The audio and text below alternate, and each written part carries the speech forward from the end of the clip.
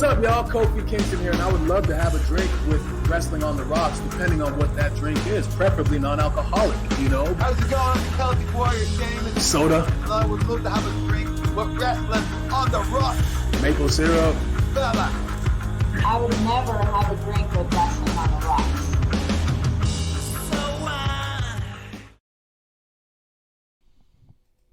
And now, it's time.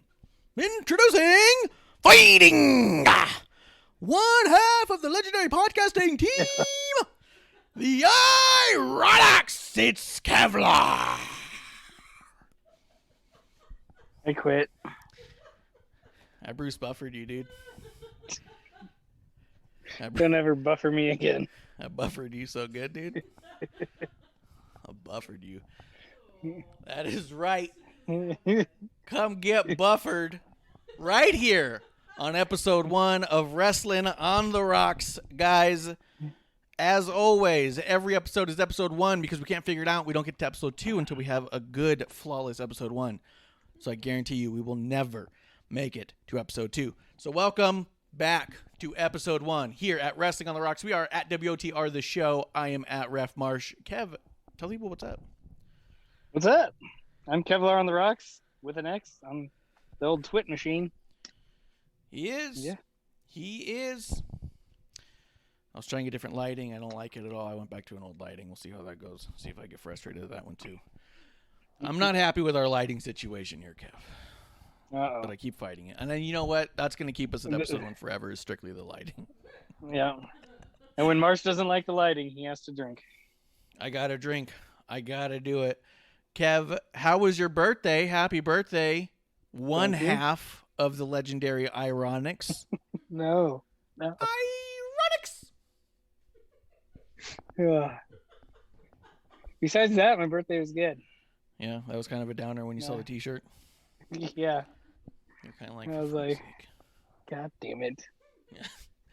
That's right. If you go to prowrestlingtees.com/wrestlingontherocks/IIronics, you will see yourself a badass IIronics t-shirt. Just in time coming through. Hi, Justin. What is up? Cheers to you. What are you drinking? I think we might even only have Justin for a short period of time. I got a hunch he's leaving early today. So I appreciate him coming through and saying what's up. Cheers to you. Kev, what's in your glass, man? What are you drinking? I am drinking a pina colada straight from Puerto Rico.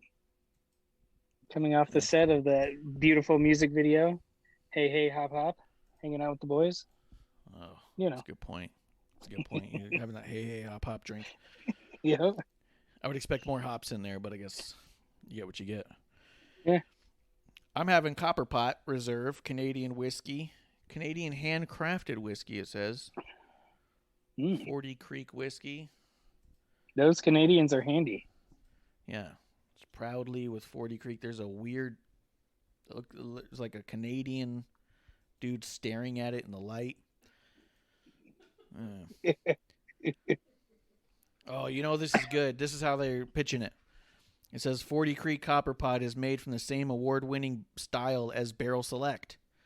The difference, 40 Creek Copper Pop is amped up in flavor, delivering a bolder and richer taste profile and is bottled at 43% alcohol to volume to complement the depth of flavors. I'll tell you, no one advertises the percent unless that's definitely a selling point. Being like, hey, it might come from these other barrels that you have heard of, but this one's strong. It's going to fuck you up. It's the Chappelle show, the Samuel Jacksons. Yeah, exactly. Tastes like shit, but it'll get you drunk. Yeah. I have a feeling this might be where we're at tonight. Ghost Wolf coming through. What is up, Ghost Wolf? Cheers to you. Let us know what you're drinking too. I don't know that I have any other sponsor stuff. I mean, we're still shouting out Black Bear Diner. We're hoping to get that sweet potato fry sponsorship. Mm-hmm. So we're going to keep that going as long as we can. But I don't think I have any I don't think I have any other news other than, hey, go pick up your IIronics t-shirt, prowrestlingtees.com/wrestlingonthorocks. And then we can get into the news. I don't have any other thing to prep, huh? No. Hey, did you try that cigar I gave you for your birthday? Not yet. All right. Just wanted to make sure. National Whiskey Day sometime this week. Yeah, National Whiskey Day was this week. That's why I'm having whiskey. Sure. I think it's an American holiday. That's why I'm having Canadian whiskey. The American way. Yeah, the American way. Import. Let's see. Well, the big news everyone's talking about, let's talk about it up front, man. NXT got announced today. It's moving to Tuesday nights starting April 13th. So right after WrestleMania, NXT is going to be on Tuesdays. And a lot of people are pretending that this is relative to anything AEW is doing, and I think it's hysterical, and I love it. What do you think about it moving to Tuesdays? I'm pissed off that Hunter's trying to push us to the side like this, but I mean, we got to take it and move on. Do you think it has anything to do with AEW? Not a fucking thing. I don't think it has anything to do with that. If anything, it's giving AEW a bone. It's like, hey, we'll give you, you can have our viewers on Wednesday nights. We'll go over on Tuesdays and show you how it's really done. Yeah. Plus, I also wonder. See, I mean, we've talked about it before that we don't understand a ton about like ratings, and we think that the rating system is all pretty much bullshit at this point anyhow. I'm going to be curious to see who tries to continue to push the ratings narrative moving forward, and I am going to be curious to see if ratings are even impacted by this, or if they are impacted, in what direction. Can you imagine if like everyone's viewership drops after this? Everyone's just like, yeah, fuck it, I just wanted to see him go head to head. You know what I mean? Yeah. Everyone just bows out. Yeah.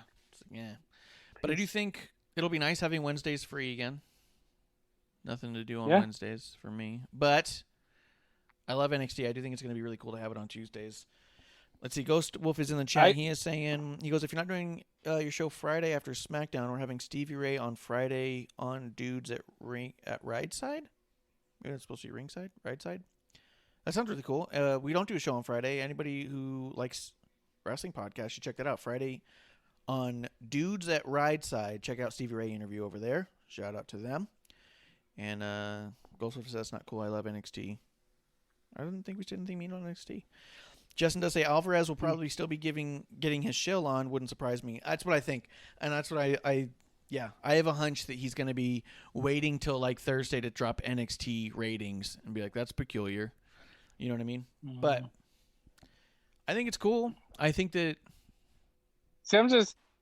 I think truthfully, the reason why WWE did this was for the major pay-per-views where, you have SmackDown on Friday, NXT pay-per-view on Saturday, main roster pay-per-view on Sunday, Raw, and then NXT on Tuesday. So it could be in one city. Oh. Instead of having that break on Wednesday. Yeah. That's just coming off the dome. Yeah, right off the top of the dome. I think that's a good concept for those big pay-per-views. You can also throw in an NXT event with it if it's all squished together. I honestly, I don't know. I don't know how much any single entity has contractual power over the placement of their television product. Mm-hmm. You know what I mean? I don't know that WWE can go to USA and say, we are going to be on Tuesdays moving forward. And that USA doesn't, you know what I mean? I have a feeling it has a lot more to do with that. And to be honest, I've heard things here and there that a lot of USA even discussing moving NXT was around the NHL season. That for whatever reason, they have a ton of NHL on Wednesdays or something like that. And it was. Yeah, it's hockey night. Yeah. Yeah. I think it's Wednesdays. So yeah, makes sense. Yeah. So, I mean, if that's all true, I don't know. I just think it's neat. I think it's funny, the narrative we all try to place on stuff. And, hey, we've talked about it a bunch. We've tried to be shills as much as we can, and we keep failing at being shills because we just end up being honest and drunk. But. Whoa. But. You nailed it. Yeah. I've been like, we tried so hard to be like, hey, let's just chill stuff. Let's stop talking about anything that's like negative at all. We'll only talk about how we like things. Let's just be total shills. And every time at the end of every show, it's like, we got off track and just started shitting all over this thing we hated. It's like, we're just bad at being shills, like, outright. But we also understand that we have a bias and a preference. So some of us don't even watch AEW anymore. So for me, it makes really no major difference to me. I think it's fine. And like I said, I think it has nothing to do with wrestling, to be honest. I think it's a TV product that got moved to a different night. Yeah. So, I don't know. Also, although Ghost Wolf is in chat to send out the correction, it is Dude at Ringside. That's the name of the podcast. That's going to have a Stevie Ray interview, so check that out. Yeah, I think it's all good. I'm hoping what we see is an increase in viewership across the board on all platforms, but I am wondering if we're going to see any kind of relative information. You know what I mean? I'm more interested with it moving to be like, I wonder how numbers move after that. But I'm in no way. Some of these people are like invested in screaming that this is it, AEW won and all this. And it's like, well, I don't get that impression at all. I don't get the impression that they're even competing for a long time. We said it a while back. Once LA Knight showed up on a TakeOver kickoff show, to me was like the nail in the coffin of all this talk about a competition. And I was like, they clearly are not competing. Yeah. You wouldn't debut someone who's, for one, that good with that much buzz around them on a free weekend show if you're having a, quote, war. You just watch WCW or WWF at the time during the Monday Night Wars. That shit never happened on pay-per-views. The closest you had was Kane appearing on Bad Blood. But the rest of it's all like, it all happened on Monday night. So, yeah, I didn't think. So I just think it's cool. I think it's good. I think all people win. Grim Reaper comes through the chat. He says, hello. La, la, la. That's what he does. He talks like a belly button. And says NXT's on Tuesdays, baby. Yes. Kev, have you heard all the Hall of Fame news? I think so. We've got so far announced, I don't know if this is Molly all. Holly. This is Molly Holly, Eric Bischoff, Rob Van Dam was announced officially. Great Khali, Kane, and today was announced William Shatner, the old Bill Shat. No, Bill Shat.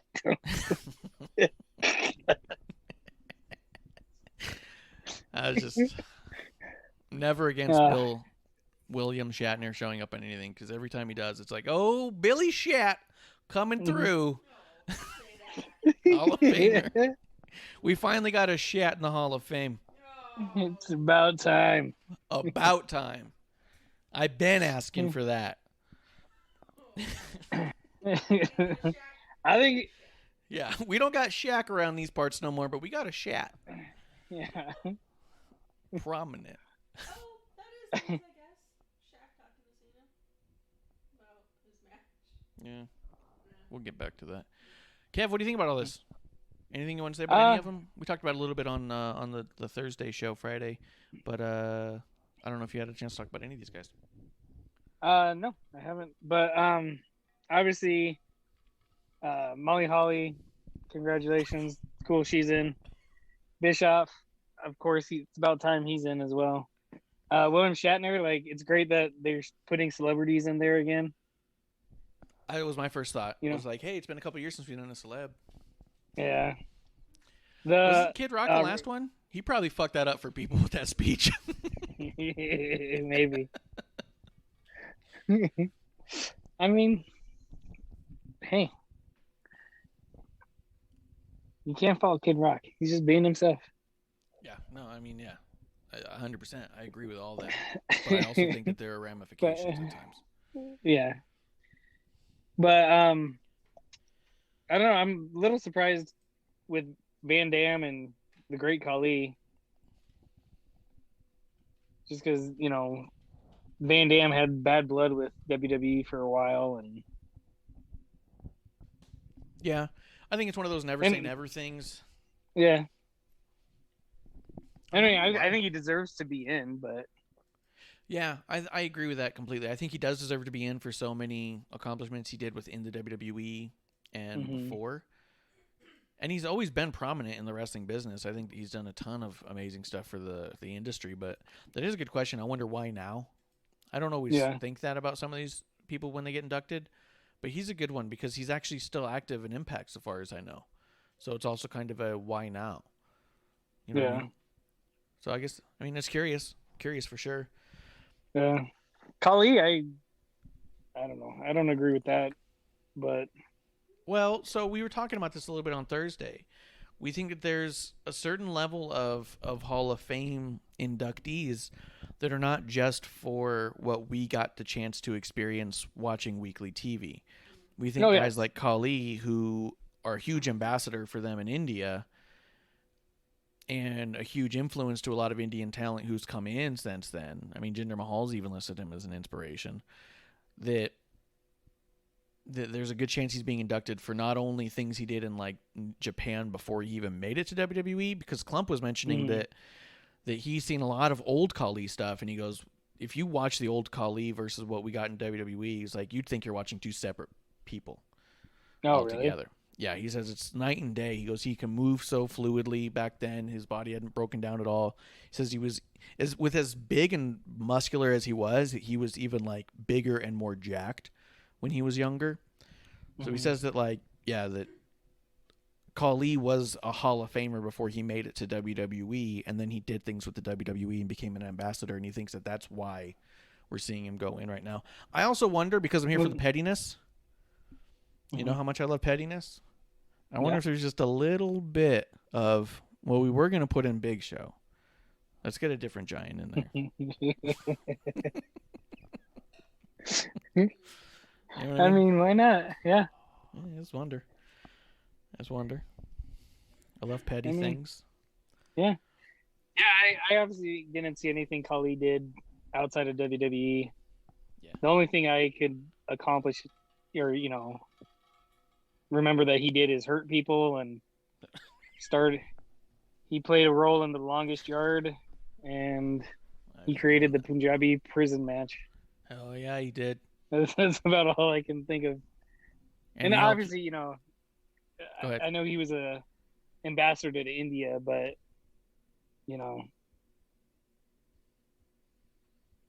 Well, we kind of in that same vein with all that in mind, we also think that we're going to see, and rightfully so, Titus O'Neil in Hall of Fame at some point as well.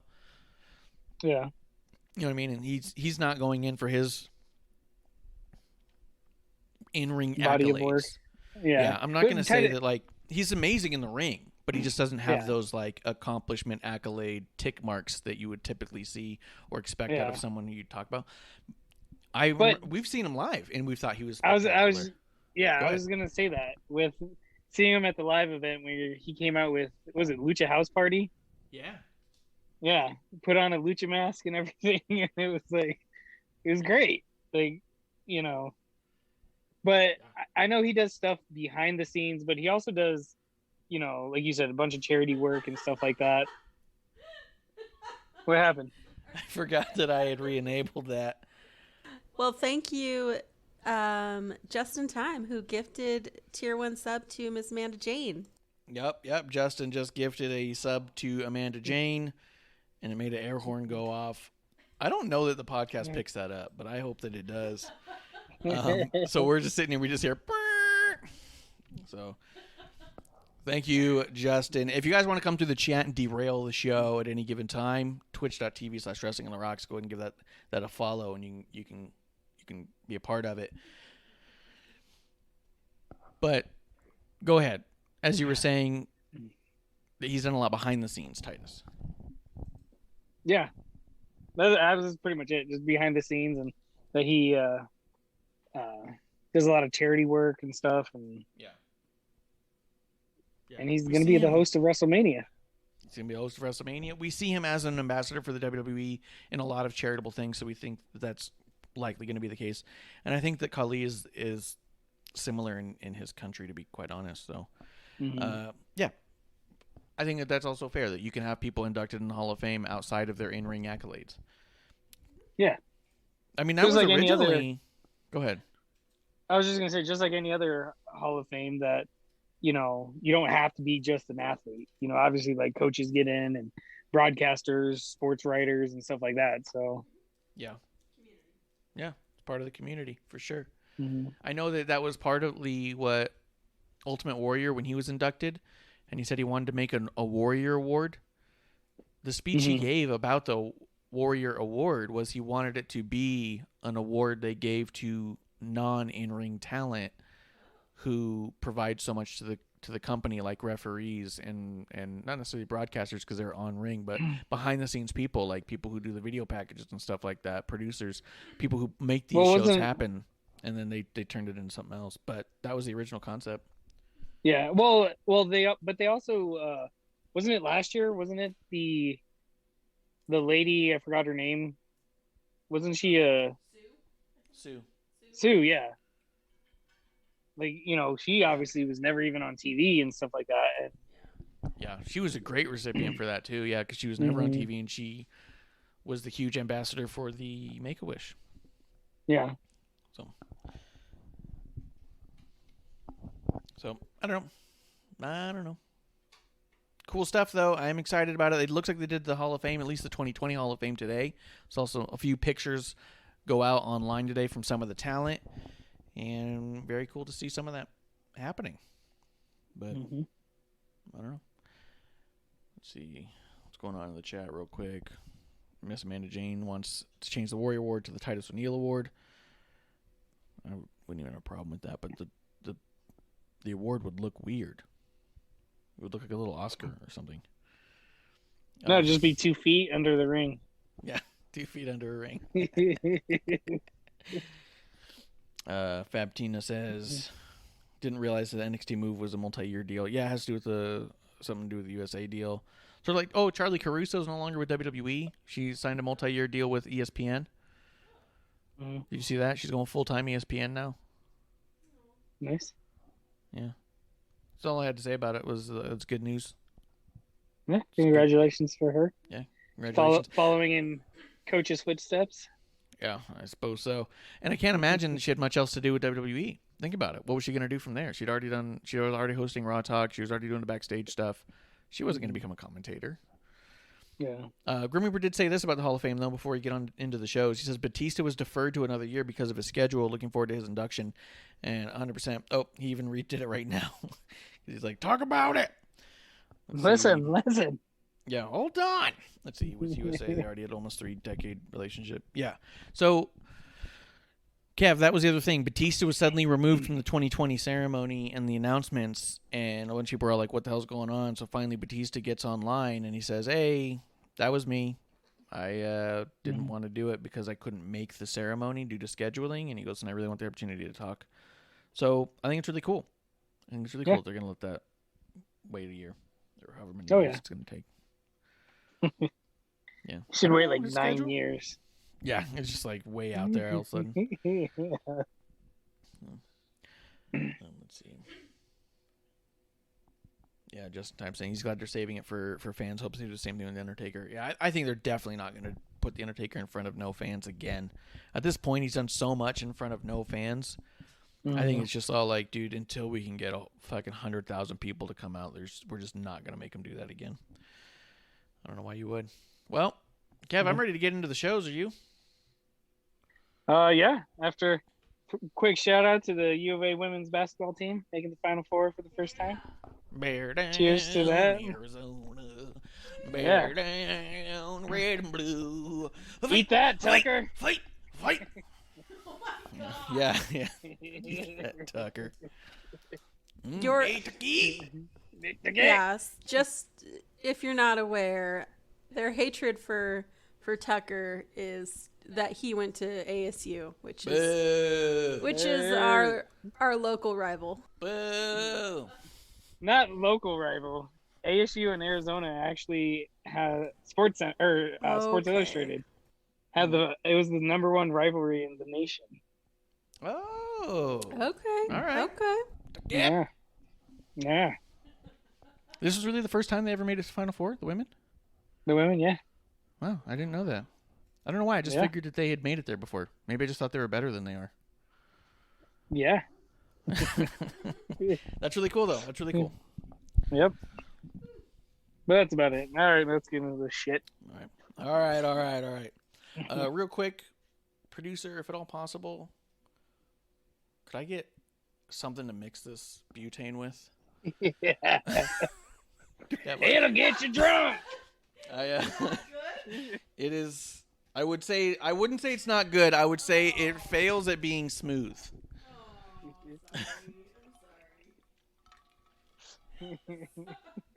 I'm also gonna say, Kevlar, you're welcome, because this was one of 2 bottles of which I had to pick from to make a gift for you, and I was like, this is the one I'll have for me. I'll give the other one to him as a gift. And you're getting a much better deal out of this one, my friend. Sweet. I really appreciate you jumping on that grenade for me. Yeah, I did it. So. I don't think we're going to get sponsored by them anytime. Yeah, I think that sponsorship's out the window. But you know what's funny though is the other one I didn't pick was, or the one I picked to give to you as a gift that I'm going to bring to you probably well, it can't be tomorrow, but soon. Is one that I've had before, and he said, "Look, I know that one is so good that I think that he should definitely have it." And then this one, I was like, "I just don't know about this one." And having it, and then reading that it's all like you're gonna love it. It's 43%. Like that's not how you tell people it's delicious. So, did it come in a plastic bottle? Select side of the store with the Terramana and that. So really, it was with all those. So Well, you spent too much then. You got bamboozled on that one. It's all right. Hey, we were just talking about it the other day. I've got too many mixers. We had to start getting through the mixers. I've got like 7 bottles of different types of ginger ale, and I was like, look, don't buy any more mixers until I get through it. Well, now I have the help that I needed to get through all that soda. I've got a mixing whiskey. Are you supposed to drink it out of an actual copper pot to diffuse it? Yeah, diffusing.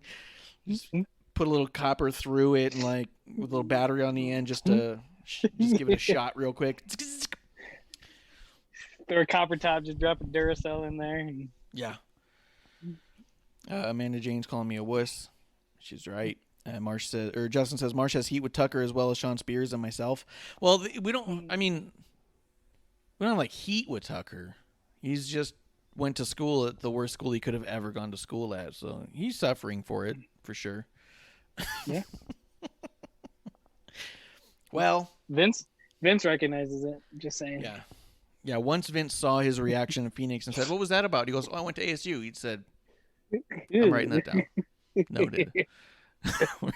We will move forward accordingly. Yeah. Hey, Otis, I need to talk to you. Come here. Yeah.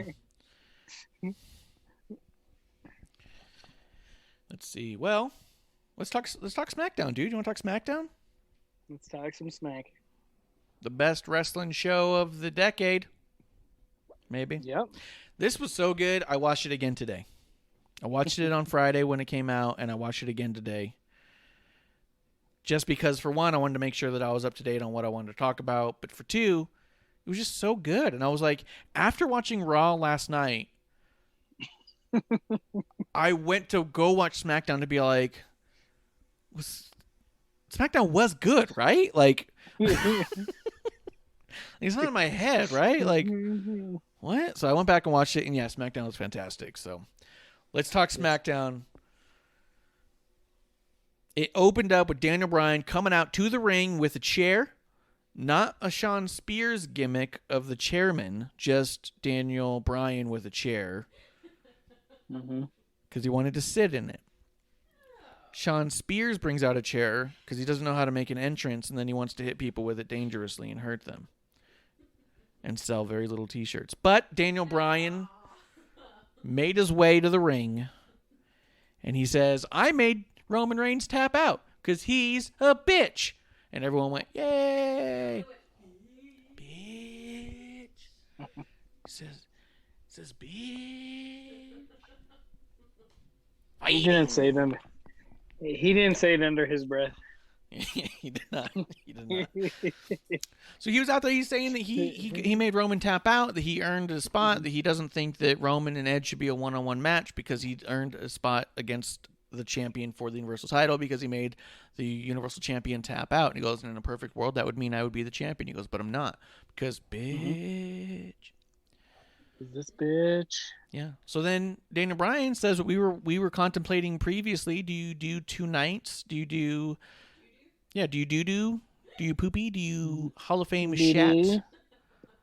Dookie.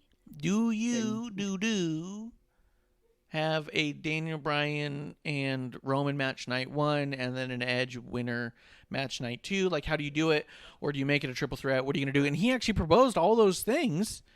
And I was like, fantastic. This is cool that they're not just saying, put me in the match necessarily. He's saying, look, we can do this a number of ways.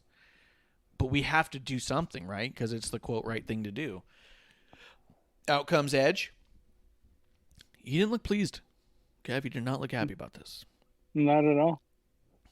He was not happy one bit. He's like, Daniel Bryan, you's a bitch. And Daniel Bryan goes, did you say that? Did you just say bitch? It's more or less how it went from what I remember. Then they started swinging each other's chairs at each other like lightsabers. I think Adam Pearce came out and said, Daniel Bryan, the fuck are you going on about? The fuck is all this? He goes, I hear ya. What I'm going to do is take a nap in the back. I'll wake up at the end and I'll just scramble something together. That's what he did. Flipped a coin. He was like, I just don't fucking know. So, all in all, though, this Daniel Bryan, Adam Pearce, and Edge segment was just fucking great. There was even some stumbling over a few words here and there. And it came off like natural conversation where someone just kind of like is emotional and stumbles a little bit. It didn't come off like you don't know what you're supposed to say. You know what I mean? Like the Stupid Express? Choo choo.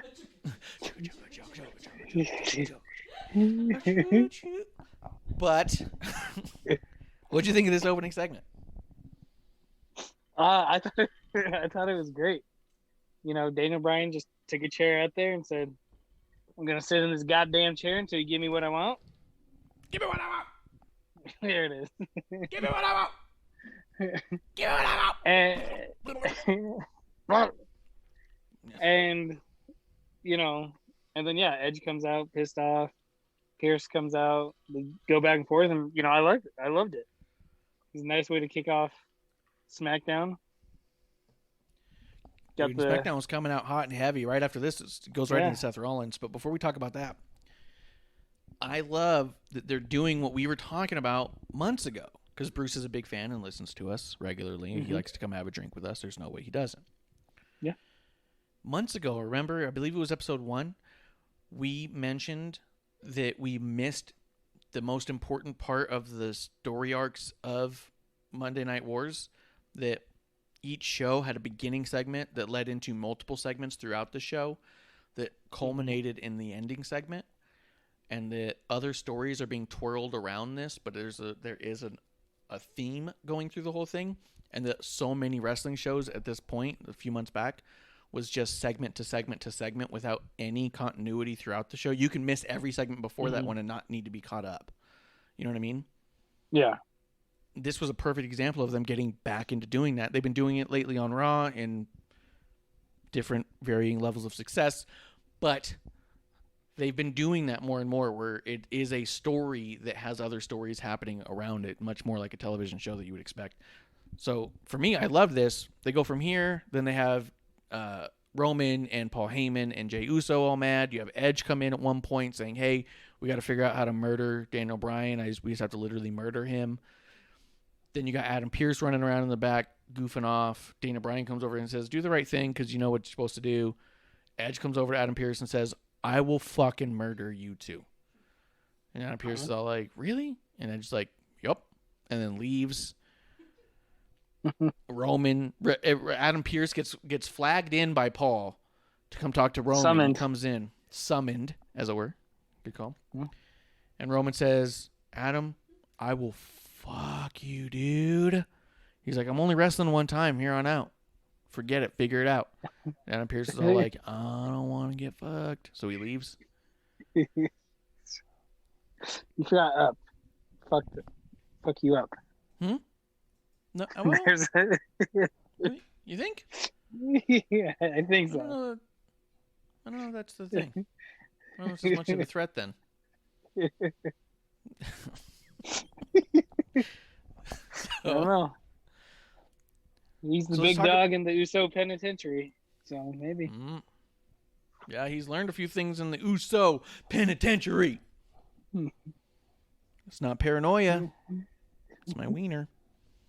Nothing. Nothing. I didn't. Stop it. Ooh-ah. I don't like this. I don't like this.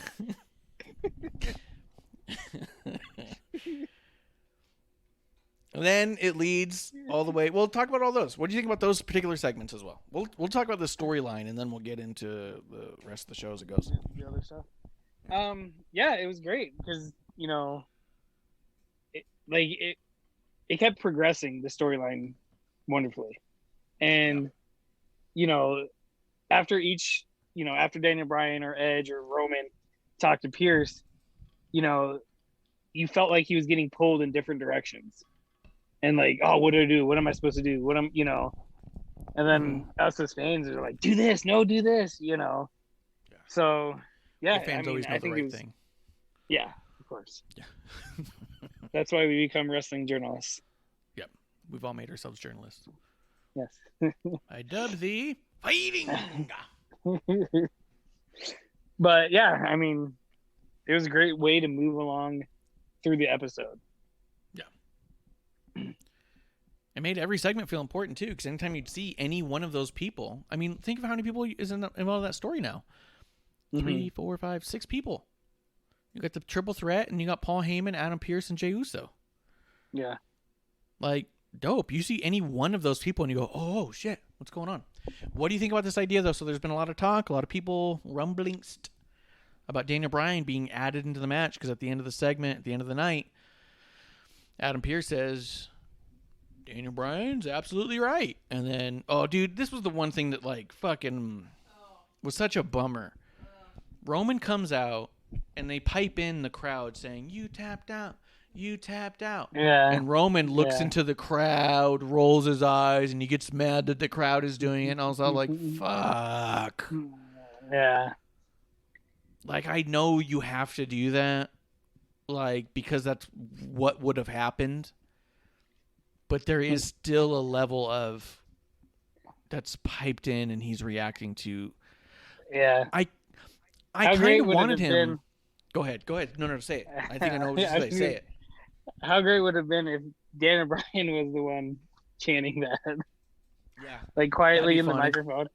You tapped out. You tapped out. Yeah. You just hear like one person loud, and you just see him like off to the side. That'd be great. Yeah. You know what I mean?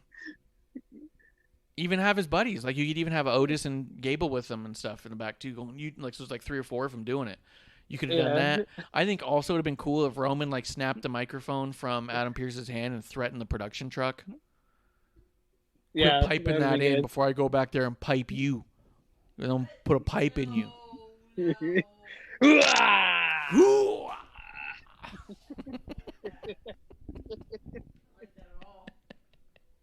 Is that not?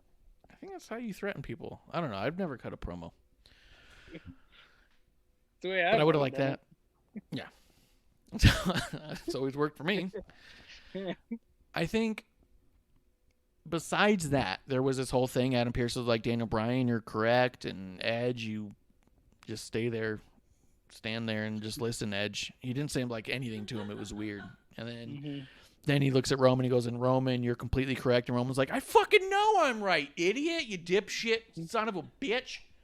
And Adam Pearce is like, okay. I miss Sonya. I know. I don't know what the fuck's happened to Sonya Deville. She should be out here crotch chopping people, piping people, the whole shoot match in caboodle. But she's not a part of any of this, which is weird. So I don't know what they're doing with her. But Adam Pearce says it's going to be a triple threat match. Fighting! At WrestleMania! Fighting!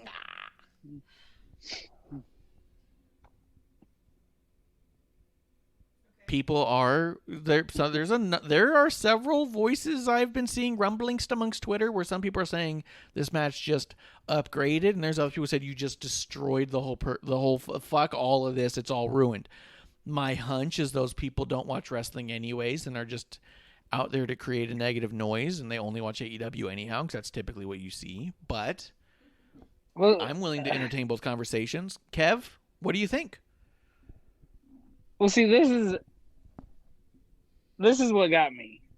It was when they just added Daniel Bryan to it, because this is just Charlotte and Becky and Ronda all over again. It is not. There's more. No, there's a fucking difference. Wait.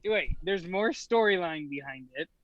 Yes. But that's all they did. It takes away from the winner or winning the Royal Rumble to me, because I hold that on the highest of pedestals because that's my favorite pay-per-view, and it takes away from the winner.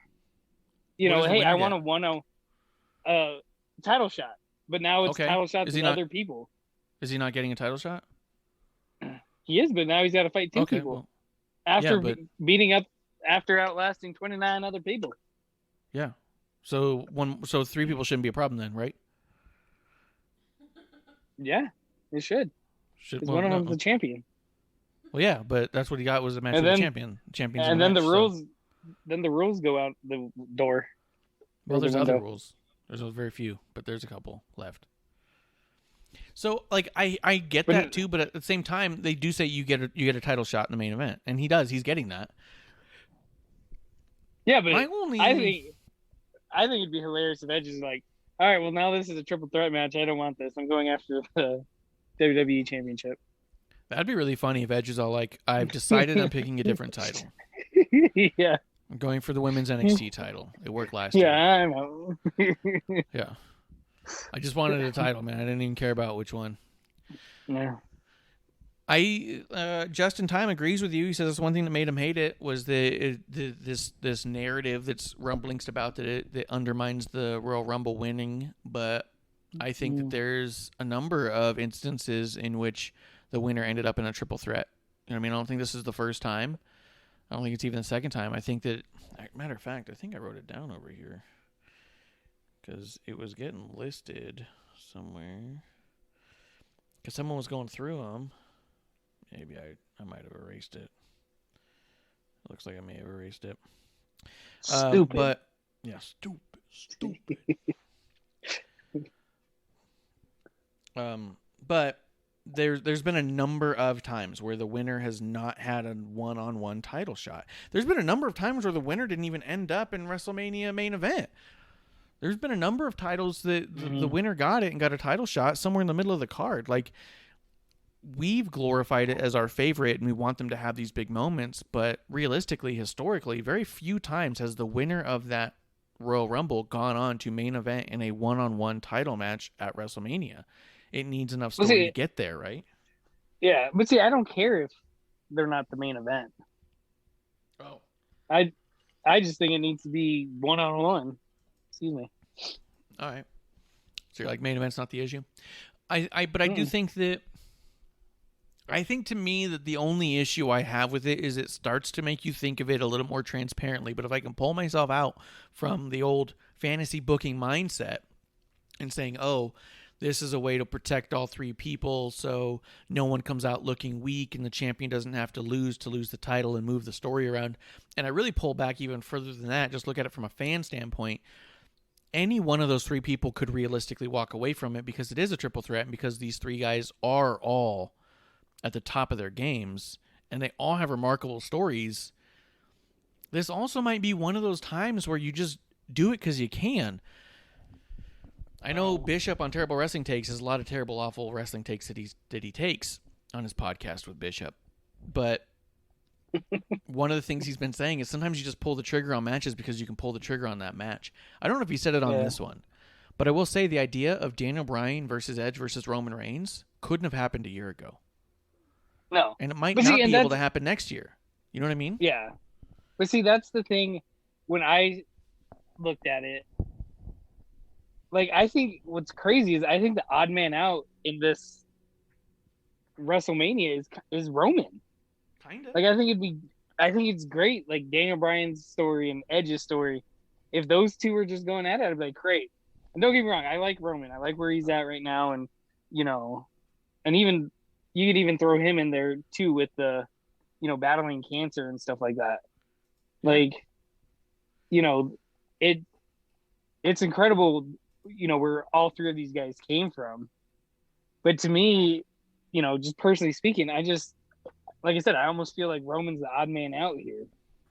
And I don't want another, Daniel Bryan pinned Edge or whatever, to get the belt off of Roman, but we have to protect him in a triple threat like they used to do with Brock. Yeah. But how valuable is Brock? Not so much. He's not doing much anymore. Well, I mean, but if he came back, right? I mean, you think about like how valuable Brock is, and it becomes a really difficult argument to say, I really hope they don't make Roman the next Brock. You go, well, I'm sure Roman would love to be the next Brock. Brock is an incredibly valuable asset to any wrestling company. I mean, he's only going to be with one because he goes to the best, but and I think that the value of him on a card is incredible. So I think the idea of, if you've also got an opportunity to turn Roman into a Brock, with actually the fans being behind him for a while, which they were behind Brock for a while too, and then I don't see it as it feels like a win-win to me. And I also feel this way. With this match, in and of itself, in this story, we've now intertwined three of the greatest performers they have into one storyline, which will obviously clearly branch out into any multitude of other matches in there, which means that if Roman loses the title, we're getting more Roman versus Daniel Bryan. We're getting more Roman versus Edge. There's no way we walk out of this without Edge, Roman, Edge, Daniel, Roman, Daniel, Edge. You know what I mean? Like, we're going to be seeing some really fucking incredible storytelling with incredible matches at the end of it. This weird hurdle that these fans have put in front of themselves of, I refuse to enjoy this. I can understand being annoyed. Yeah, I'm not saying that at all. I'm going to enjoy the shit out of it. But like I said, some people are using that as like a mental roadblock. I've even seen people saying, well, that's it. I'm not watching second night of WrestleMania. That's a lock. I know that for sure. And I'm like, what are you doing? Well, like, honestly, if you... They're mental. They're mental. They're mental. If you're literally getting to that point, I've even seen some people, because I follow a lot of Bayley stands, where they wait till SmackDown airs. If Bayley's not on it, they will not watch it. And it's one of those things where I go, you're not a wrestling fan. Like, you can say you are all you want, but you're strictly a Bayley fan. You just want to see what Bayley does. Or Becky. And we see that a lot, too. I've seen a lot of people, big Becky fans, who talk about how they're huge wrestling fans for so many years, this and that. But as long as Becky's not on, they kind of flip in sometimes. They flip in other times. Like, you see a bunch of that in those little fandom accounts, which I follow because I think they're interesting. But at the end of the day, if you see this triple threat and you go, well, this undermines Royal Rumble, fucking forget it, I'm out, you're really getting in your own way of enjoying what is without a doubt going to be one of the best WrestleMania matches we've had in a long time. There's just no way. You don't put Roman, Daniel Bryan, and Edge in a match together and not have magic. I just don't understand how you could. Yeah. Just in Time does disagree with you on one facet, though. He says he feels the Edge becomes the afterthought because the focus is more on Daniel Bryan and Roman Reigns.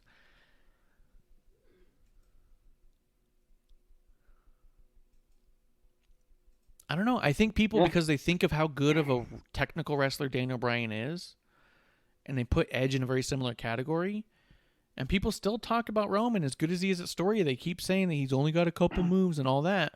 I do think the conversation between the best match is going to be between Bryan and Edge. And I do think that Roman becomes a sore thumb in that conversation. I don't think he will be in the match. I think he's going to bring a hell of a lot of power and story. Go ahead, Kev. Yeah, no. The reason why I was saying that Roman's kind of the odd man out is because I feel I was referring to their past, where Edge and Daniel Bryan were both retired and done. Oh. You're hurt, you're never coming back, that's it. And then in the past, 2 years, we got both of them back. Yeah. And it was holy shit, this is amazing. It would it's one of those dream matches, wet dream matches, if you will, to see Edge versus Daniel Bryan. Yeah. And and we could see that now. Like 5 years ago, 3 years ago, hey, that will never happen. That's just a fantasy. And yeah, it's happening. 2 years ago, we didn't have any three of these people in the company. Yeah. I mean, Roman was signed, but he was out with cancer. You know what I mean? Like, fuck. Mm-hmm. When you think about it, too, like, you have Roman Reigns, who wins the Universal title and relinquishes it because of cancer. You have Daniel Bryan, and he's leaving for treatment. Yeah. He says he's coming back, but no one knows. No one can know. Yeah, we hope. You hope. We're praying he comes back, and you believe that, Mm-hmm. For the big dog. Believe that, as he would say.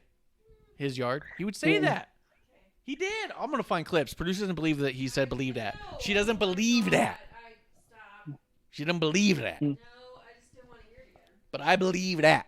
Because your impressions Fighting. So you have Roman. He's out with cancer. May or may not ever come back. Who knows? We believe and we hope. And if you pray, then you pray. Whatever you do, you're putting it out there. We hope he comes back one way or the other, right? Daniel Bryan is the Intercontinental Champion when he has to relinquish that title and walk away from wrestling forever. Mm-hmm. And before that, he had to relinquish a world title because of an injury that subsequently landed into the final injury, and he was gone forever. And then you had Edge, world champion, relinquishing the title again because of a neck injury, gone forever. And now here you're in a world where all three guys are back and in A+ shape and putting on talked about matches, being the talk of the industry right now. Yeah, put them together. And for as many times as I said that I'm not a huge fan of triple threat matches in and of themselves because I think they can be a little sloppy, Daniel Bryan's remembered most for a triple threat match. WrestleMania 30 was a triple threat. Yeah. Him and Randy and Batista. So if anyone can put together a triple threat match that makes people scream and cry and have a moment in a memory, it's fucking the guys who are in this. Like, man, just let them do their thing. Yep. But like I said, I understand and I can agree with the idea of like, well, that's a bummer. I was really hoping for a one-on-one match and then lead into some other stuff. But I kind of think that's where the frustration needs to end, and you need to like scope out a little bit and saying, well, what am I getting? I'm getting Daniel Bryan, Edge, Roman Reigns, an impossible match a year or two ago, happening at the first WrestleMania back with fans in over a year. Yeah. And that means that I'm going to have the next at least 6 months of Edge, Daniel Bryan, and Roman intertwined stories. Fuck, dude, sign me up, man. If we got to do a little bit of a wonky way to get there, I'm here for it. Yeah, I'm not, like I said, I'm not complaining about the match. It's just I'm complaining about the Rumble, kind of being not as high regard. You know what I mean? And I hear you, but last year Charlotte Flair won the Rumble and went for the NXT title, so I kind of feel like that ship has sailed. Well, that's Charlotte. That's a whole different boat. Yeah. No, Natalia's the boat. Yeah. Oh, my bad. Whoa! Fighting! Introducing! Sorry. Kiro's asking for us on Smackdown. Hell yeah, we are, dude. We got Smackdown was dope. Yep. But I don't know. That's how I felt about all that. But yeah, I hear you. It's a bummer for the Rumble, and I think that they can do what they can to keep the conversation going of being in the Rumble is important.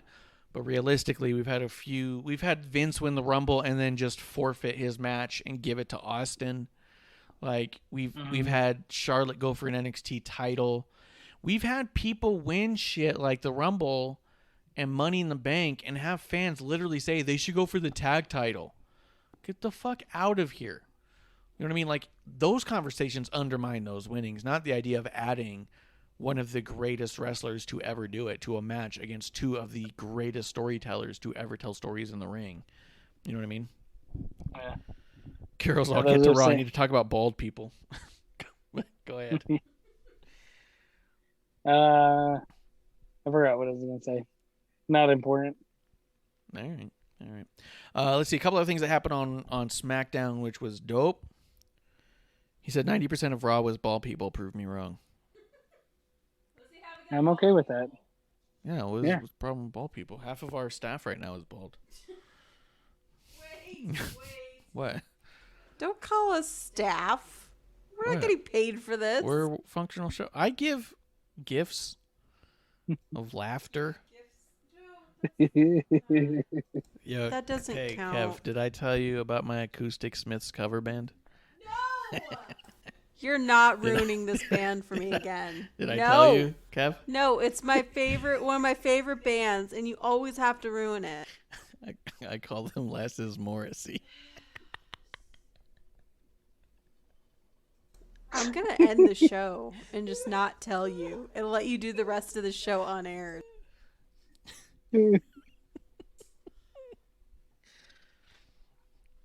This is stupid. So good. All right, stay tuned. I'll tell you my beef stroganoff joke later. No, and Kuro, I'm not bald. She swears she's not bald, Kuro. That's all I can say. Hey! Well, here's some bald people. Seth Rollins versus Shinsuke Nakamura. Half Well, bald. Cesaro came out. That dude's greased up. So we have Seth Rollins coming out, cutting a promo, saying that he's embarrassed and sick of being swinged. He's not a swinger. He doesn't want to be swingered. And Shinsuke comes out, kicks him in the mouth a few times, and Seth Rollins gets the win. This match was awesome. This was such a great match. And at the end of it, Cesaro comes out in a suit looking like a James Bond kind of a model from a calendar with his shirt kind of unbuttoned a little bit. And he's like flexing a little, you know what I mean? He's like glistening. Are you like drooling? What? No. You know what I mean, Kev? Did you see it?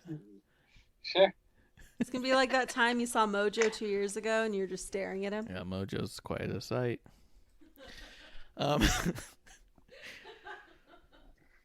So Seth Rollins wins in what I thought was an incredible match. It goes to the backstage where Seth Rollins is furious and infuriated that Cesaro was swingering him. And then Cesaro comes over. What? Cesaro comes over, gets into Seth's ass, and swingers him around a bunch in the backstage. This is all incorrect. What? And then Seth challenges him to WrestleMania for a swinger off. And Cesaro, after swingering him, says he's in. And he's all the way in. Kev, what did you think of this? Your take on it, or what actually happened? What did I say? Yeah, this is what I'm going to replay when... This is what's going to replay when I walk off the show. Yeah. What did I say? What happened?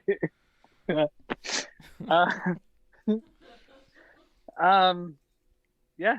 I mean, I think it's weird, like Seth and Cesaro thing going on without them, they just say they're, Cesaro and Shinsuke are friends and whatnot, whatever. But, I want to see more Seth and Shinsuke. Yeah. I have nothing against Cesaro. Yeah, I'm not against Cesaro by any means, but their couple matches that they've had have been awesome. Yeah. Yeah, I really think that Shinsuke was like, I don't think Shinsuke ever phoned it in. Mm-hmm. But I do feel like he's putting a lot more into his matches against Seth than he has with other people. I really feel like he feels like he hasn't done a lot lately and really got the bug. You know what I mean? Yeah. Because go ahead. I was gonna say, I think this match, because it just sounds like it's a one-on-one, but there needs to be a step. Just the step. That's all that matters. Just the step. Making it just the step can make this, a really interesting match. What is she mad about this time? I agree. I didn't even say anything. Yeah. You just hear all my sighs. What? I saw the size. Open your mouth. No! Did you say eyes or thighs? Size. Yeah. She's like,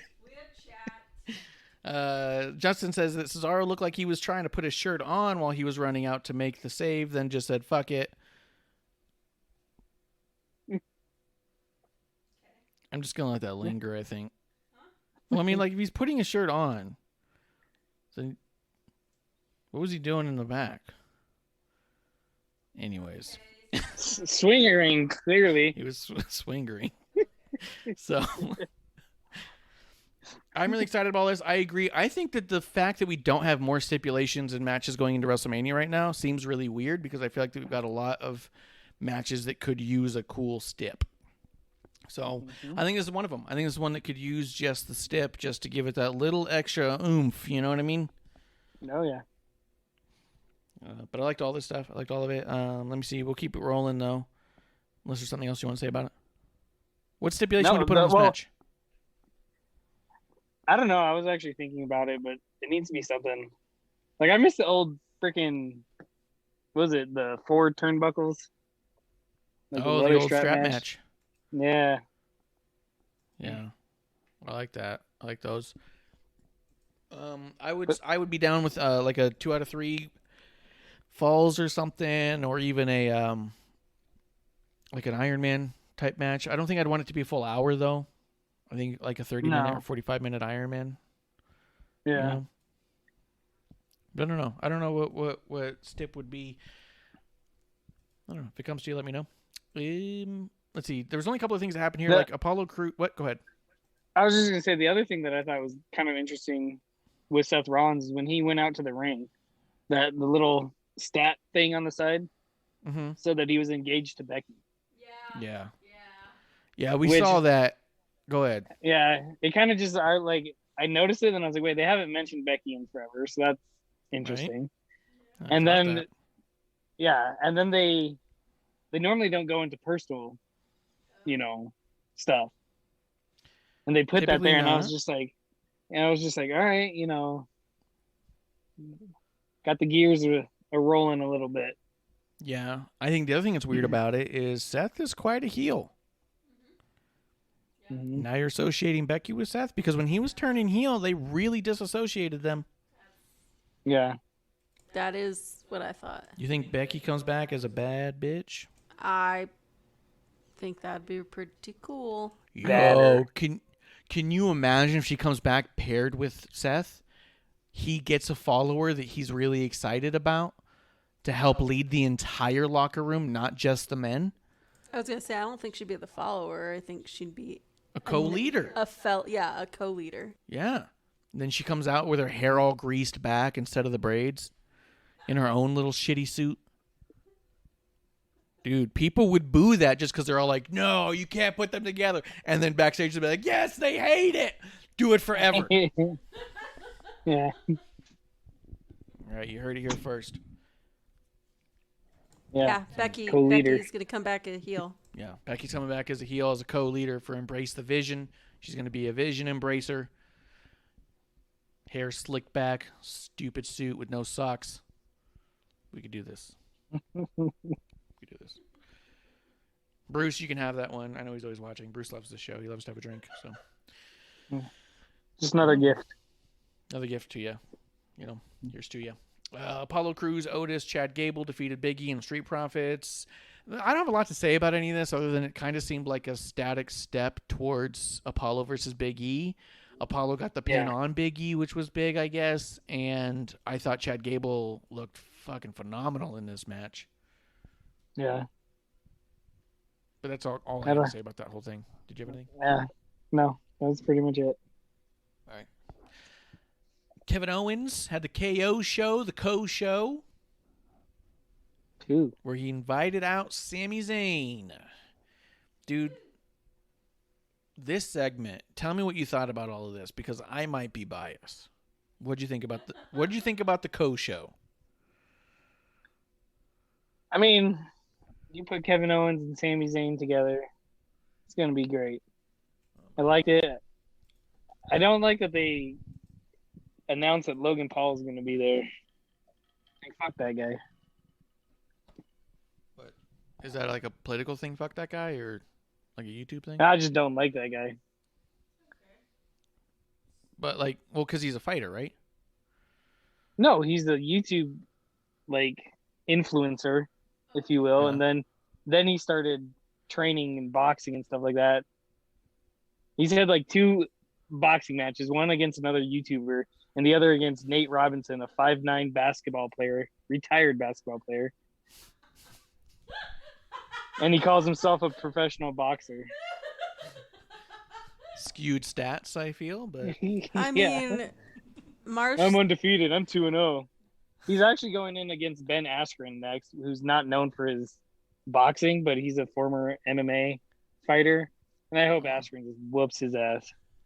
I mean, Marsh probably says we're a professional podcast, so you know. yeah, we're a professional podcast and we're all wrestling journalists here.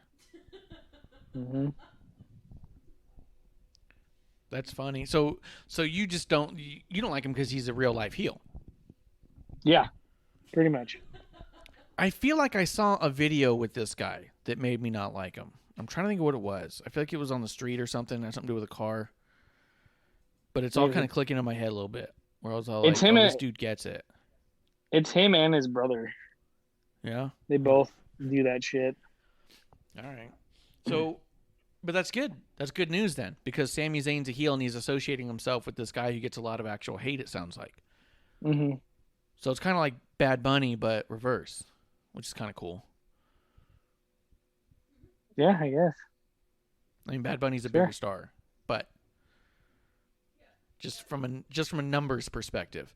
But the idea of associating Sami Zayn with a Logan Paul doesn't start making Sami Zayn seem more likable by any means. No. I love it. I love that Yeah. stuff. That is smart. That is smart use of celebrity and people Yeah, with the actual douchebag. heat. Yeah. Yeah, that's fantastic. Because then if he endorses Sammy, people go, man, fuck Sammy too then. Yeah. It's going to be dope. That's cool. I didn't realize that level of it. I didn't think about that. A lot of people have been talking about the positives of having Logan Paul. And I love that you brought in the negatives about Logan Paul because it's a positive.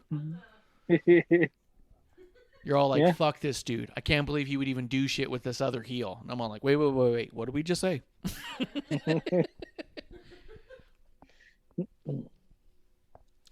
Let me see. So, Justin Time says, I never thought we'd see the mention of Logan Paul and KSI fight on here of all places. Yeah. What- That was the we're other like YouTuber. we're a thing, man. We talked about, you heard it earlier. You heard it here about was the Wildcats? Basketball?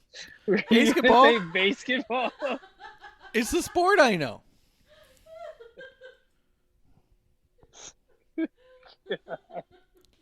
Yeah, like you heard it. You hear about Bear Down. I know Bear Down. Bear Down all the time. Oh, yeah. Lunar's coming through saying salutations because he thinks he's Keith Lee, but he's not. I thought this whole co-show segment was incredible and just flat out magic, dude. Just their back and forth. The fact that Sammy kept cutting off Kevin and Kevin just being so utterly patient but clearly frustrated, to me was just speaking levels of just layers and layers of past story that we already kind of know, that you know they're going to just start ingraining and video packaging together. We're going to see their huge package at some point. There's no way we don't. What? What? You're telling me these guys don't have a long, girthy story? I feel like their story filled with veins. Oh, come on. What would I say? Describing Sami Zayn and Co show. I can't clip this. Producer, I do you need a Snickers? She needs a Snickers, dude. She's like Danny DeVito over there yelling at me.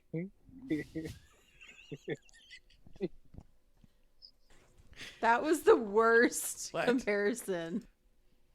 That's what you would say if you hadn't had a Snickers.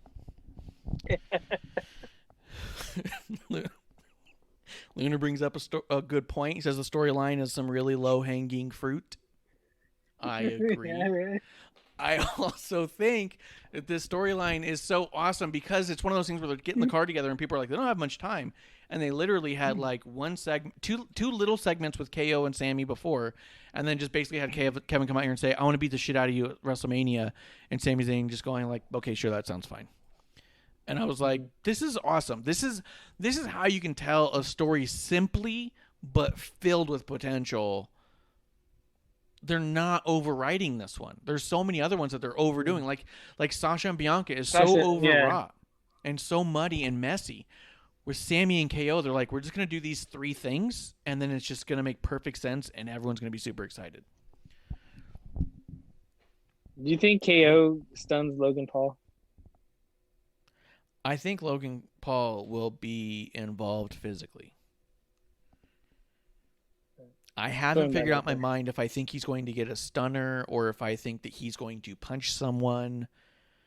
I feel like he will be involved in a physical way, though. He's not just going to be a graphic. You know what I mean? Yeah. All right. Justin Time says give Logan Paul the MGK treatment. Hmm? I don't know what MGK is. Machine Gun Kelly? Oh. Yeah, that's right. He got beat the fuck up the one time. Yeah. Dude, how great is it that, like, if Logan Paul just doesn't show up and he's just on a monitor? That'd be so good. Like when they used to announce Stone Cold on a Zoom call. Yeah. Or a Skype call. Remember that? When they're like, we're going to have Stone Cold on here via Skype. And you're like, oh, my God. Yeah. It was like a horrible connection. Yeah. So, yeah, I like this segment. I like the back and forth. I like Sami Zayn being like, Kevin, I already know you. I know what you're going to say, and I can answer already. And then, like, Kevin's like, okay, that's not what I was going to say. He's like, you didn't let me finish. You didn't let me finish. Let me finish. And then he keeps going. Like, it was just, both of those guys are, like, next level character development. I really do feel that Sami Zayn is all of the best parts of Andy Kaufman in his role in wrestling.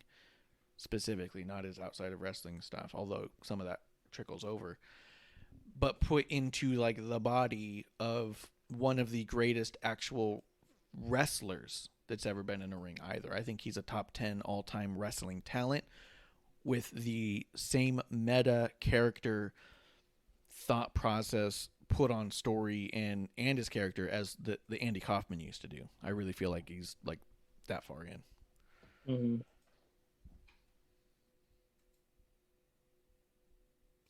Got nothing. I thought. No, I agreed. No. All right. Anything else you want to say about Kevin and Sammy? Nope. Yep. Let's see. The other thing we do have, let's see, the Mysterios are clearly getting involved in a match with the Dirty Dogs, and I liked all that stuff. That powerbomb to the outside over the barricade was so fucking cool. Even though, like, there's no way there wasn't, like, a crash pad, I didn't even care. It looked fucking awesome. Yeah, it looked great, but the only thing that got me was how big the crash pad was, because he hit and you see Mysterio's foot for a second. That's funny. And you're like, that's man, funny. This dude's tiny. Like, his foot ain't sticking up that high. Yeah, long legs. Yeah. That's so good. But I liked all the stuff they were doing. I liked the Dirty Dogs. I liked the Mysterios being involved the way they were. I like it all. I also like that story, that promo too, that Mysterio was telling about what it would mean to him to hold the tag titles with his son. I was like, that's that'd be great. You know, I wish they would have introduced it sooner. Yes. To build it up a little more, but for what it is, and if they have a match at WrestleMania, cool, let's do it. Yeah. I'm good with that too. Bianca Belair, though, did defeat Natalya. We had Sasha Banks doing commentary during the match. I thought her commentary was really good, actually. The way she was fucking around with Michael Cole was funny. It was even funny that Michael Cole starts saying, hey, there's rumors in the locker room amongst the women. And while he's saying that, Corey's all like, I'll handle this, Sasha. Before he even finishes talking. And then when he finishes talking, Corey says, "How do you know what they're talking about in the women's locker room, Cole?" And then Sasha goes, "I know you've been having a lot going on with Bailey lately, but stay away from there." Like, that was so good. But Bianca does get the win over Natalya. I do think that Natalya still looked really good in this match. Overall, it was not a squash by any means. So I still think we could get somewhere where Natalya and Tamina win the tag titles at Mania. But we had this whole thing go down, dude. What did you think of it? Truthfully, I didn't watch much of it. I'm not interested in anything that's going on with Sasha and Bianca right now. Like you said, I think it's so muddied up and just completely has taken my interest away. Yeah.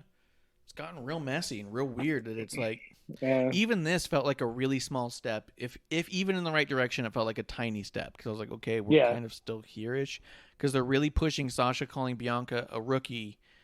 And then when Bianca would do stuff, she goes, "See, this is why she's a rookie." What? No, this is not why she's a rookie. A rookie's a time frame. Yeah. So it has been weird. And the fact that you kind of checked out isn't even a shock. Yeah. I mean, like, if they would have started off with this whole rookie and pro thing earlier, it might have been, something. Even when they were tagging, "Hey, rookie, here's your initiation. Welcome to the main roster." If they would have done something, "Hey, carry my bags, do this." Okay, cool. Because obviously everyone knew that there was going to be some tension there, and it took forever. And to me, like I said, it's just boring. Yeah, she didn't get that Dominic treatment. Yeah, she didn't. Yeah, and Dominic had a whole bunch of rookie stuff going on. So yeah, absolutely. Isn't that what everyone was saying after that match? And his back was just beat up. Oh yeah, yeah. But like, I'm even just saying, like, obviously that was like you said, the rookie treatment, but it wasn't, "Hey, this is the rookie treatment." Like, if she like put it on TV and said, "Hey, like I said, carry my bag, do this. Hey, do this." It could have been interesting, but it's not. Yeah. To me. Yeah. And then you're saying that. Oh wait, go ahead, producer. Oh, I was just gonna say I feel bad that I'm not as excited as I want to be. I want to be really interested in them because I like them both as a singles so much. I just haven't gotten lost in their story at all. Yeah. This is the match I'm most nervous about for WrestleMania. It's the one that has the most muddied up story going in. They've really done everything they can to get people not interested in it. And it's really the one that was going to be the easiest to just keep the hype train going, because the second Bianca won the Rumble, everyone lost their mind and said, "Yes, this is how we get Sasha versus Bianca. Leave it a one-on-one and all of that." And they're doing all that, but they're doing it in such a way that's just so messy that I think that now, because the story is so bad going into it, that everyone's saying, well, they're going to show them and they're going to put on the greatest women's wrestling match of all time that people will talk about forever. It's now got so much hype on the match with all this talk of potential that I think that they have the highest to fall from in that. Yeah. So I feel the most nervous for them because they have the most to lose here. They've got such a terrible story that people aren't even excited to talk about the story. Now they're all just sitting on their hands saying, well, once it gets in the ring, once it goes bell to bell, it's going to be an absolute classic that people will rewatch forever. And I think that that's absolutely nerve-wracking because if it's not, if it's even half of that, if it's even just a pretty good match, it's going to be a huge disappointment to a lot of people. And I think that they don't deserve that. I think that this is already going to be a history book match just on paper. Mm-hmm. If they get the story exciting enough, then people will forgive a mediocre match. If they don't have a good story going in, then they have to put on the literal greatest match ever, Yeah. And I think it's nerve-wracking. And I hope they do. Unfair. Yeah, and like I was gonna say, I hope they do because Yes. I like both of them, and I want them to succeed. I was, excited when Bianca won the Royal Rumble, and it's like, all right, cool, let's see where this goes. And for it to come to this, it's like, there's 2 more Smackdowns before Rumble. I mean, before Mania, and Yeah. they, all we've had is a slap, basically. Yeah. It's weird. It's weird. Lunar And does it say in looked the like- chat. Go ahead. I was just gonna say real quick, it looks like that they were gonna make Sasha the heel in this Yes. and stuff like this, and then they've kind of dragged their feet, and it's like, hey, just be the Sasha heel. That's fine, go. But they're still kind of towing the line of her being a face and Bianca being a face, and it's just muddied everything up.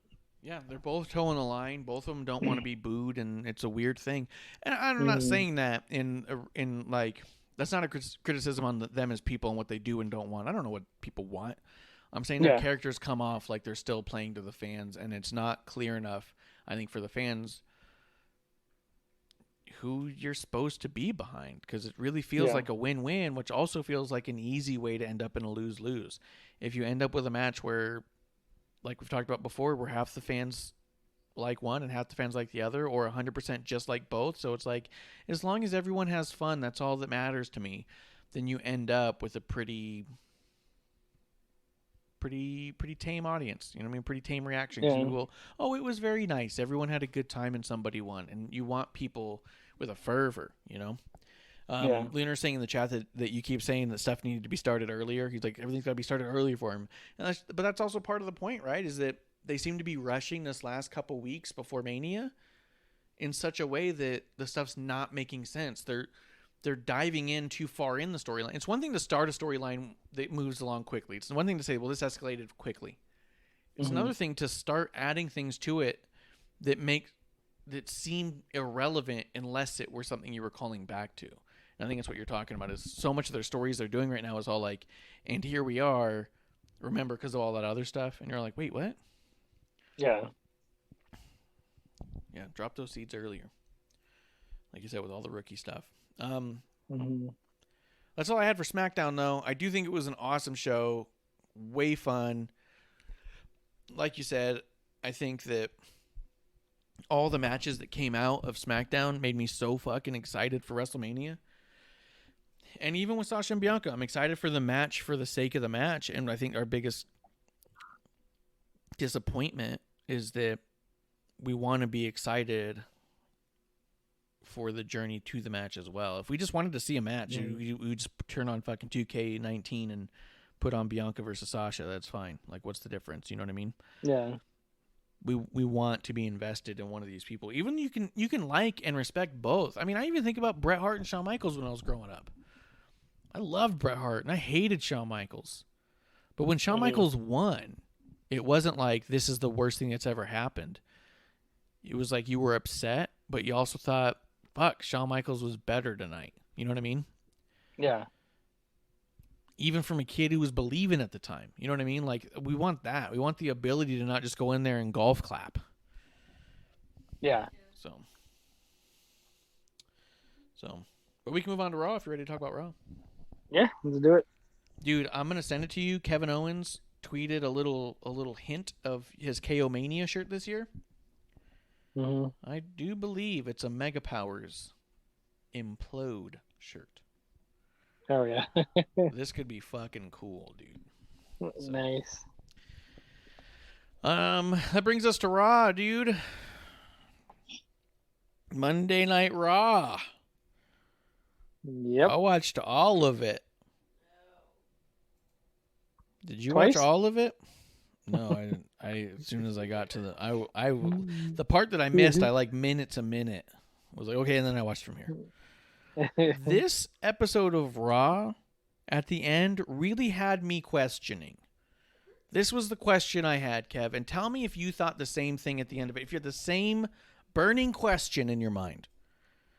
I said, what Make-A-Wish kid said he wanted to write an entire episode of Raw? I mean, if this is a kid's dying wish, then I guess make it happen.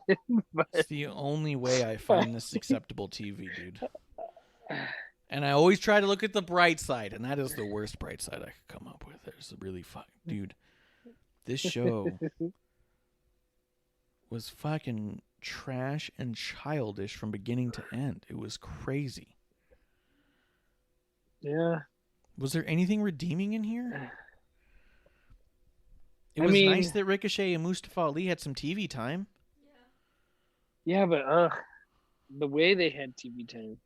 Yeah. I mean, Sheamus and Riddle had a good match. Yeah. I mean, yeah, I like them. Riddle's just Riddle. I love it. But yeah.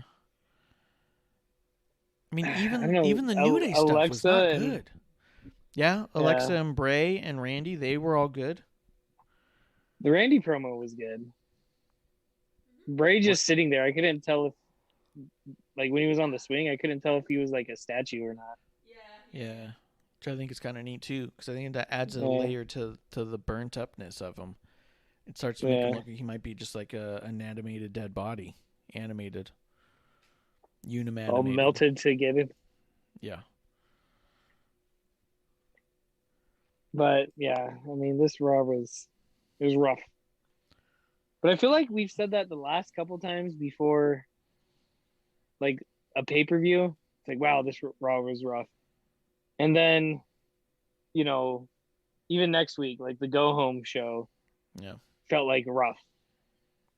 Yeah. You know, it feels like the Raw or two before a pay-per-view lately has been kind of bad. Yeah, it's not very good. And it's like, the thing that's weird to me is that, I mean, we've heard the conversation before, but it's just remarkable to think that the same people put this on as put on SmackDown. That can't all be the talent's fault, can it? Because I'm starting to wonder, to be honest, because you have the same writers, you have the same head of creative. It's starting to make me think, are the talent this level of childish and like nervous? You know what I mean? Like, no one's coming off natural. Everyone sounds like kids talking. Everyone seems forced. Like, nothing's coming out in a way that makes me go, oh, this is... Does that make sense? Like, the way that when I watch SmackDown, it's like, it feels like natural conversations are happening with people. And I feel like people believe in their characters and they believe in what they're doing. And this feels like, with everything, that people are just trying to get through their lines, do what they're supposed to do, and maybe try to make each other laugh. Like, with the exception of few. There's very few. Yeah. And then, to be quite honest, we saw Drew McIntyre talk like, what, 5 or 6 times? And I think his ego's in his own way. I think he thinks he's absolutely incredible at this. And I think that he comes off childish because of that. Every time he says stuff, I'm always all like, look at me, look at me. Yeah. He's seeming like more and more like the guy in high school that was so cocky and conceited and no one knew why. Mm-hmm. He was like, bro, come on now. Yeah. The car's not even that great, dude. Like, he's coming off super cocky. And he's coming off in a really easy to boo way. And they showed that graphic on Monday Night Raw. The graphic that was the fight card that I sent you. What'd you think of that? Yeah, oh God, that was good. I think he's, like you said, his ego's getting in his own way. Like, I think he thinks he's like King Midas. Everything I touch is gold. Yeah. That's 100% the feeling I get from him. From what I see on TV. I don't know the guy. And again, I don't want to emphasize that. And I don't want to know the guy. Yeah, yeah, I don't know the guy. I've never met him. He might be incredibly nice and humble, but what we see on TV comes off as a cocky douchebag who thinks that everything he does is perfect. He really thinks he's stone cold. Yeah. He really thinks that everything I do is going to be on Sports Center. Yeah. No one's like watching you, dude. Go ahead. If Drew was the one to bring out Logan Paul, I'd be all right. It makes sense. Mm-hmm. But I don't know. I think when it's coming to Drew now, less is more. I think. Yeah. They're putting way too much stock in him right now as far as like minute-to-minute TV time. I'm not even saying he's bad at doing what he's doing. Like I understand why people think his character is insufferable. Yeah. He's the male Charlotte, sorry. You're right the first time. Just kidding. I don't think I can argue. I don't know if I feel the same, but I can't argue against you, if that makes sense. Like I'm trying to figure out exactly where he lies in that to me, but I don't disagree with you necessarily. Yeah. Yeah, producers said yeah, they heard because Kev replied to it. Yeah, she doesn't have her headset on anymore. She's not listening to us. You know how she gets. She's going to take a nap. She's going to fall asleep. Yeah. I'm going to just throw something at her to wake her up for the end of the show. Yeah. Last call. Last call. His... Some vodka and cranberry juice. Have you? Yeah, it's empty. Empty now. Cranberry juice you brought from work? No. I'm just kidding. That was a joke about vodka cranberries at work. So his character is insufferable. He's an absolute egomaniac. I think that he's overly confident for what he's putting out. I think that there's a little bit where everyone says like, "Oh, it's yourself turned up a little bit," and so I do think that he's probably at least somewhat confident. I mean, he's so confident he wrote a goddamn book about himself in the middle of doing it. Yeah, about winning the title. I think that he thinks everything. He comes off to me like the jock at school that everyone just thought they needed to laugh when he was around because he was nice enough to them. And he was pretty popular, but no one knew why. You know what I mean? Just people were around him, and he was just like, he would tell a shitty joke, and everyone goes, yeah, that's right, Drew. You got the good jokes. Always with the, you make me laugh, man. Can I grab a buck to grab some Frito pie, please? You know what I mean? Oh, Frito pie. Frito pie is the shit, dude. Like, he seems like, that's what I mean. Like, he seems nice enough. He does seem like the type of dude where if you're all like, oh shit, like you're reaching in your pocket and you're in the lunch line and you're like, oh my God, I can't believe I did this. He's the type of dude who stands behind you and says, hey, I got it. Don't even worry about it. And you're like, oh man, thanks for buying me the sandwich, you know? Yeah. But he's also the type of dude that he's just kind of nice that way. So he gets away with shit. He's not funny and everyone laughs because that's the kind of character I'm seeing here. And they rely so much on him to be around. Oh, this is good. Grim Reaper in the chat. First off, he said, welcome everyone to Monday Night Raw Fighting. He goes, he beat fan favorites, Ricochet and Ali. It does nothing for him. He needs to fight guys like Sheamus to build him up, which there are none of right now. Strowman is occupied with Shane. That was a whole weird bit, too, where he goes back there, oh, come on, Big Braun. Ooh, Braun. Oh, come on, boy. Let me see your giblets, you know. And Braun's all like, your giblets. Your giblets. Get a good old sniff of that Blarney. You know, I don't know where that Blarney is. But I don't know where it is. And then Braun's all like, when I'm done putting my thumb in Shane, I'm going to put my thumb in you. No. Is that not what he said? I feel like that was how it went. Is that not what happened, Kev? I mean, yes. Yeah. Word for word. See? Exactly. You're going to get these thumbs. Oh. Choo choo. Choo choo. I just don't understand, man. This whole show was like this, though. Bobby Lashley in the beginning. I've been standing up for Bobby every week when people are all like, oh my God, his promo was so bad. It proves why he's got MVP. I'm always like, he's not doing that bad. Yeah. This week was that bad.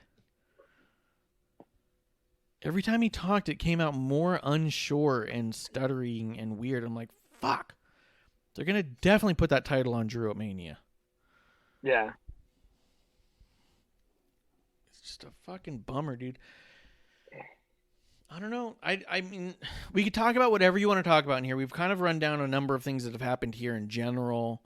I even thought that the New Day stuff with AJ and Omos was weirdly childish and went on way too long. I thought AJ was actually the star in that. AJ was actually hysterical because he was like trying to be against it but a part of it, and then trying to get Omos. And no, it was AJ hilarious. It was like AJ was like, "No, I'm against it. I'm against it," and then just dove in 100%. And it was like, "All right, cool." Well, yeah, and because I agree. Because for AJ's character, it was, this is so stupid. I'm gonna show you how stupid it is by making us win right away, and then it wasn't working, so he was getting frustrated. It was like that part was I liked that part. I liked AJ's bit in it, but I even thought Woods and Kofi were a little over the top, goofy, childish for me this week. Go ahead. What were you gonna say about everything? Well, I was just, since we're on there, I was just gonna say it was weird that, you know, almost hasn't talked for the majority of him being with AJ. Yeah. And then he's talked and stuff like that. It's cool. And then, you know, this thing, he just sat there. And I was like, I understand he's, you know, supposedly pissed off and like, no, let's just get to fighting, whatever. And he just sat there, and like you said, it went on too long. I think after the first one, if he just literally was like, this is bullshit, and, you know, grabbed Kofi or Xavier and hit him or did something. Yeah. But for it to go on for, like you said, as long as it did, it was like, all right, this is done. I felt like it went on just too long. I feel like if it was shorter, I probably would have said that was fun. That was funny. That was a little thing. But it went on, I think, just long enough for me to say, like, what the fuck are we doing? And I think that also they were fighting an uphill battle. Everything felt like a goddamn comedy skit. Even Serious Drew in the locker room trying to rile up the lads. Felt like a fucking comedy bit where he's back there. What are you tweeting? Trying to get a hashtag trending? You think that's how you're going to get popular now? That's how we get opportunities around here with you tweeting? You're like, okay, you're okay, funny guy. Like, everything the thing doing. Go ahead. The thing I loved about that bit is, like, he didn't pay him any attention. Yeah. He just kept doing what he was doing. And he was like, what are you tweeting? And then even the cameraman was like, oh shit, this guy's not even listening to Drew. Yeah. And just like focused on Drew. I loved it. The whole locker room did not give a shit that Drew was in there losing his shit. Yeah. Which I did love that on a petty level. I was like, fuck yeah. And the fact he was like sitting, the fact he was like sitting by himself in the hallway, and then he breaks in, okay guys, here I am, and everyone's all like, okay, what were your audience again now? Are we here for you to rile us up now? Locker room leader, Drew. Like, that was the real impression I got, was like, you know what the feeling I'm getting from Drew is? I think I figured it out. I feel like Drew is what Seth Rollins is basing his character off of. I mean, I can see where you're coming from that. You know what I mean? Like, and I'm not, again, I don't know these people. This isn't an actual attack at someone's character. I'm talking about the people that we're seeing on screen. The way that Drew is presented and shown and all that stuff comes off an awful lot like Seth Rollins saying he's the Monday Night Messiah and he's here to save Monday Night Raw, and he is the locker room leader, and he calls everyone out to come and listen to his speech and rile everyone up, and when people lose on Monday Night Raw, he has to tell them each what they did wrong. I feel like that comes off like how Drew is. In the kayfabe backstage, you know what I mean? Because I don't know about these real people, and again, I'm not trying to like diss on any of these people. I respect them all. I wouldn't talk about this all the time if I didn't. I'm not trying to shit on anybody, but I think Drew might be a piece of shit. I'm just kidding. Everybody but Drew. Yeah, but you know what I mean? Does that make sense? Yeah. I feel like that's what we're seeing. Yeah, I mean, I think, like I said, I think you're onto something there, where Seth's just sitting there, like almost watching Monday Night Raw, and being like, "All right, I'm gonna do this, but I'm a heel, so people are gonna hate it." Yeah, 100%. Like he watches Monday Night Raw and goes, "Can you imagine if someone was that way?" Yeah.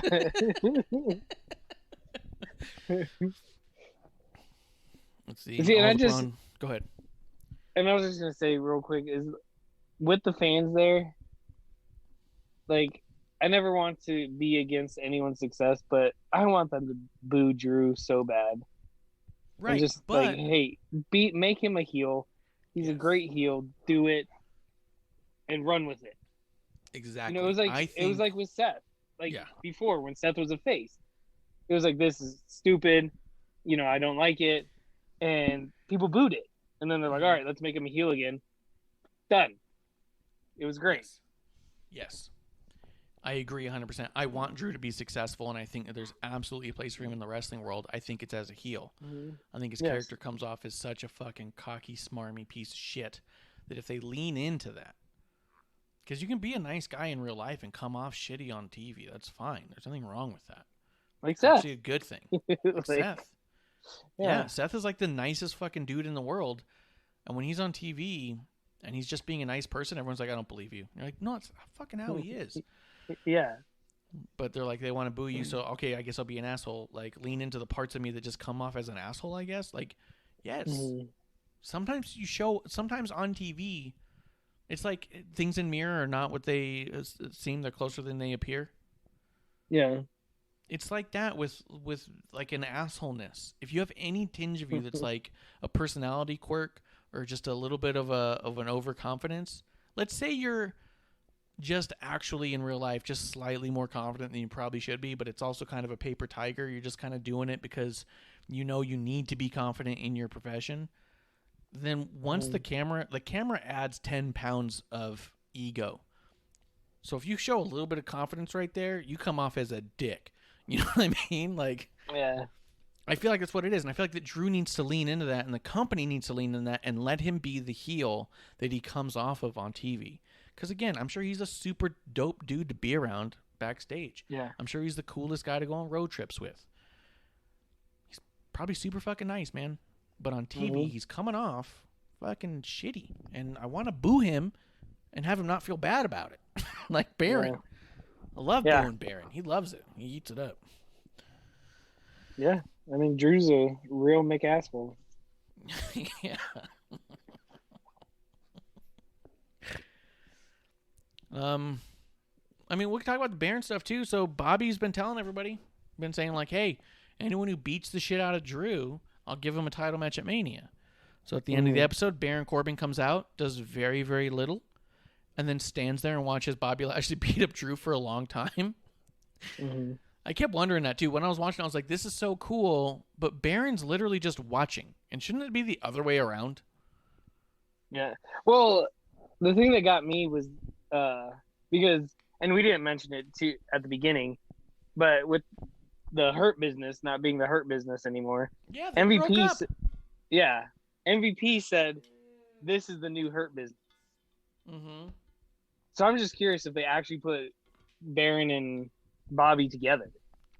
Yeah, which I'm okay with. Like, let's that'd be interesting. Let's go with it. Let's see where it goes. Yeah, but going back to the Hurt Business breaking up, like to me, I feel like they were just getting. I don't want to say just getting going, but I was behind them. I liked it. Yeah. You know, I said it before. I think it was weird how they kind of flip-flopped on Cedric and Shelton, you know, where there was tension between it, then there wasn't, then they lost the belts without any tension, you know, and then they got kicked out, and it's like, well, there could have been more there. I feel like I wanted to see more. 100%. I was not done with the Hurt Business myself, but maybe that's the ticket. Maybe sometimes you leave people wanting more so you can circle back, but this seems really definitive that they're definitely done. Yeah. Yeah, I don't know, man. I wasn't a huge fan of that. Even then, because you had Bobby Lashley beating the shit out of Shelton and Cedric. Well, and that's what I was going to say. If this is all just to boost up Bobby because Drew beat them in a 2-on-1, so then Bobby beats him in a 2-on-1, just to boost up the main event for, you know, hey, Drew and Bobby are, you know, these beasts, and then Drew wins, like, ugh. I know, dude. the Rhea and Asuka contract signing was weird and awkward, and now they're going to team up next week. This whole show, dude, it was just tough. That pissed me off too. I was literally waiting for Rhea when, for whatever reason, the tag team champions are going, against somebody with the women's title. I was waiting for Rhea just to sit there when she was responding to them and say, only if it's for a title. I was waiting for that to come out of her mouth. And I was like, please don't do it. I felt like we escaped it with Bianca and Sasha not winning the titles. And now they always put the women tag titles into the, whatever show they're on, the women's champion. They're always mixing them up together. And I'm like, guys, keep them separate for a while. When they first did it, title only works if they're separate. Every time you start to put them with around the world champions, it starts to dilute it. Unless those tag champions who are world champions are really solid about the way they handle it. Like, I really do think Sasha and Bayley did it best, and I don't think I'm being totally biased on that. But I think every other combination of like dual champion style with the tag belts has been wonky at best. Yeah. And we've discussed or said it plenty of times before, is that it pisses me off because there's teams that have number one contender matches, or they're the number one contender. They won a title shot. Why isn't, like, put that in there? Instead they come out, I forget even what they said. We don't have a WrestleMania match. We want a match or something like that. You think you can just show up? And it's like, fuck, like, there's people to have matches with that are supposed to have matches with you guys. Let them have a match. Yeah. 100%, dude. We did have Naomi versus Shayna, which was cool. Naomi got the win, but it wasn't a bad match, but it was like a fine match for 4 minutes? Yeah. You know what I mean? It was maybe a 10-minute match tops. It was like, I don't know. What this feels like to me is exactly what they did with Sasha and Bianca. Yeah. Where it's like, hey, tag them up, and then we'll create a rift between them. Yeah, and it's like, we don't need that. Yeah. That's what I mean. That's what made this whole thing feel an awful lot like a kid wrote it. Let me see. Grim Reaper saying some stuff in the chat here. Let's see what he says. He says, I felt like they were retrofitting this week's episode because they taped next week's episode, the go-home show, before this week's show. He said, the ends justify the means, if you will. Don't worry, we'll get there, kind of a deal. I get that. But I asked if that was true in the chat, and he said they're taping next week's Raw and SmackDown because they need to be out of Tropicana Field by Friday because the Rays baseball team returns next week. I thought they had a deal with someplace I thought they had a new deal with a new stadium. But at the same time, I don't remember which one that was, and part of me wants to say it was San Diego or something crazy like that. But if that's true, then you would definitely want to tape before that you move up all that shit, especially if you got Mania in Florida. So, go ahead. See, if they filmed 2 weeks of Raw before Mania, I'm okay with that. Yeah. And even SmackDown, I'm okay with that. But let Raw or let SmackDown or Mania happen, and the Raw after Mania is like the biggest Raw of the year, supposed to be. Yes. Can you imagine if they did that, and God forbid, but a talent gets hurt at Mania? Yeah. Like, they could fuck up an entire show. Not that they're doing anything else to not do that, but yeah.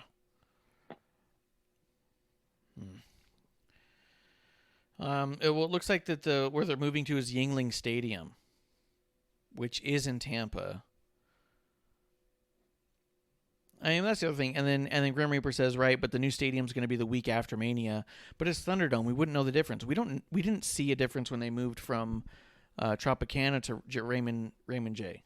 We wouldn't be able to tell if they moved back in. The way they're doing the Thunderdome, unless they're doing an entirely different thing for TV tapings with fans moving forward. If it's going to have a different set, that's one thing. If we're going to get back into the Thunderdome, which my gut tells me after Mania we're back in the Thunderdome, then we wouldn't know. So you don't have to film all that stuff in advance unless it takes that long to build it. I don't know. I don't know. Yeah, I don't but, understand contracts. But the thing is that, well, like I said, we don't know how long it takes to build it. But when they went from Amway Center to Tropicana, I didn't know a difference besides at the opening when they said, you know, hey, we're at Tropicana Field. Mm-hmm. You know, and you would think that if it did take that long, WWE would schedule it so that they could build it in a week at the new place. Yeah. Yeah. And maybe that's what they're doing. I mean, I don't know. I do know WrestleMania week is slam packed. It's got Monday Night Raw. It's got NXT, Hall of Fame, 2 nights of TakeOver, 2 nights of Mania, another Raw, another NXT. You got a SmackDown in the middle of that. There's a lot fucking happening in those days. Like from someone posted it. Let me see if I can pull it up real quick. The calendar of it is basically, it's from the 5th to the 14th, like every fucking day. 5, 6, 7, 8, 9, 10, 11, 12, 13, 14. Yeah. So you got 1, 2, 3, 4, 5, 6, 7, 8, 9. You got 10 straight days. Well, I mean, if you take out AEW, which you should, then it's 9 straight days of WWE products.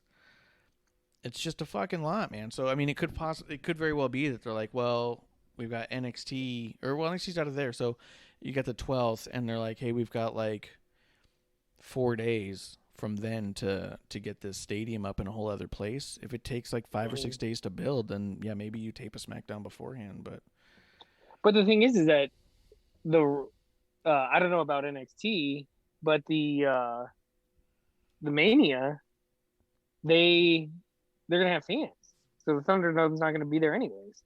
That's true. It'll be torn down. So yeah, I don't know, man. I don't know. I understand contracts. All that stuff's a little bit weird, but maybe, I mean, it would explain why this thing felt so fucking thrown together in such a weird way, why it was so reliant on just a couple of people. Mm-hmm. This was a really tough one to get through. This was a bad one. I even said it earlier. We try to shill as much as we can, and even coming through here, I would say Alexa was fantastic. Yeah. Alexa, so Randy. I laughed at Riddle just because he's dumb. So let's talk about that. So the whole Riddle segment in the back with Asuka, where he just goes, I forgot what I'm supposed to say, and then skates away, and then just, you could hear him off camera and just be like, just cut it, like. Yeah. Like. It's so terrible, but it's so funny to me. So now there's a conversation happening online and stuff. Do you think that was real or fake? A lot of people think that it was 100% that he actually forgot his lines on live TV and said, I forgot my lines, and walked off TV. Well, we talked about Andy Kaufman earlier, and one of the more famous things he did was on Friday, refused to continue the bit and just said, I'm not doing this. I'm not doing this. And everyone was like, I can't believe he did that on live TV. He just refused to do the bit because he says, I won't play stoned. And then Michael Richards, famously Kramer, is at the table with him, goes off camera and grabs the cue cards and throws them in front of him and says, how about you play it now? Like, and then they had a fight and a pull apart and all that. And he came back and apologized for doing it all on live TV. Well, 30-something years later, we know now that almost everybody knew that was planned. It was supposed to happen. There was a number of people on set who didn't, a couple of the actors, just to get their reactions. But my understanding is Michael Kramer knew, the TV production knew, obviously Andy knew, but that was predetermined. They were definitely going to be doing that beforehand. So, again, just being a fan of Andy Kaufman, it makes me wonder, do you think Matt Riddle was like, oh, and then here'll be a spot where I just kind of like forget my lines and walk off? The only reason that I am leaning towards I think he forgot his shit is he dropped his voice. His voice changed. Oh, really? He wasn't like, he wasn't all like, man, you woke. He wasn't doing any of that. He just suddenly went like, I forgot what I was saying, and then moves away. That and Asuka's reaction. Yeah. She was like she shocked. was like so lost, and yeah. Yeah. Asuka's reaction was good for that too. So I don't know. Do you think it was real? I think so. I love it.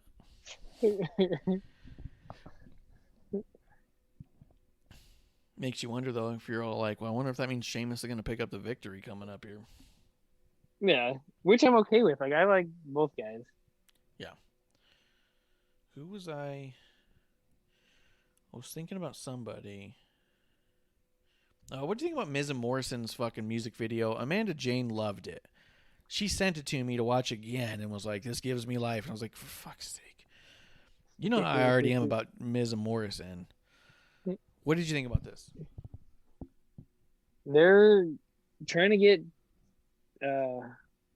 what did we call our awards again? The drinkies? The Boozies, I think, was our award. The boozies. Yeah. Yeah. They're trying to get the best musical performance boozies 2 years in a row. Yeah, that's a good point. They are definitely going for that boozy with Yeah. hey, hey, hop, hop. Did you like the segment? Did it make you laugh at least? It kind of did, but then the music video, like they legitimately played like the whole music video. It went too long to me.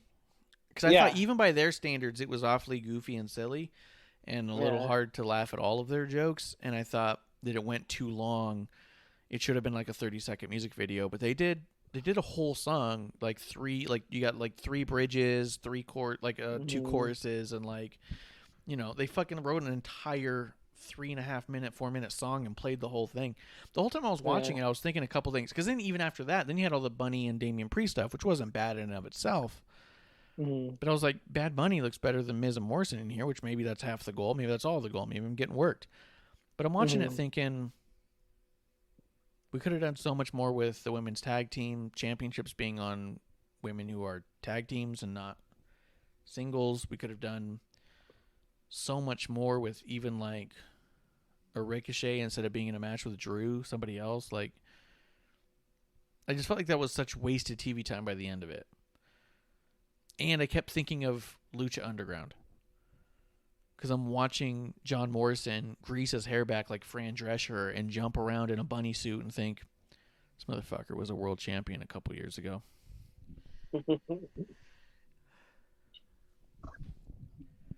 I mean, but I also understand a lot of people enjoy them. But I do know that what they're doing right now, to me... Go ahead. Miz was the world champion 2 weeks ago. Oh, my God. It's true. But I see John Morrison and I go, man, he came back for this. Yeah. And that hurts. I mean, but at the same time, if he's having fun, he's having fun. And who the fuck am I to say anything about that? But yeah. I think, truthfully, like, you know, I was excited when he was coming back. Then I was like, oh, they paired him up with The Miz again. What the hell? But it seems to me like he's having fun. Like, just doing whatever. And he's like, cool. And like you said, if he's cool with it, great. You know, as a fan, I wanted more. But hey, if you're happy and you go to work and you're happy what you're doing, then more power to you. Yeah, 100% on that front. But yeah, man, I don't know. This Raw was really rough. We'll see what the next one does, and it made me less excited for most matches that we have coming up for Mania. This one actually dwindled my excitement for a number of matches. I was like, fuck. But a couple of them, like Randy and Bray, I'm pretty stoked for that. Randy's promo was fucking killer. Oh, yeah, Randy killed it. Yeah. Alexa saying that they're going to murder him. Like, this is a murder match now. Yeah. It seems weird. Have they announced any stipulation for them? Nope, not at all. And I think this has to be a cinematic match. I think you've got to. I know a lot of people are saying it's going to be in front of people. You can't, but I'm all like, one more time. Well, that's what they're waiting for payback. That's the payback is after Mania. Yeah, that's true. They could, have a match and then being like, no, we're not done. Mm-hmm. And if anyone can keep you interested another month, it's Randy and Bray, I'll be honest. And Alexa. Mm-hmm. She's doing awesome. Every time I watch her promos, I just sit here and think, I don't know, like, so much respect to Ryan Cabrera. I was like, I would totally get it if he just refuses to watch what she does on TV at this point.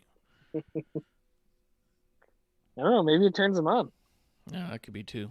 Put on the lens. Did you bring home the lenses, the eye lenses? Yeah, What? the contacts. Yeah, they bring the contacts back.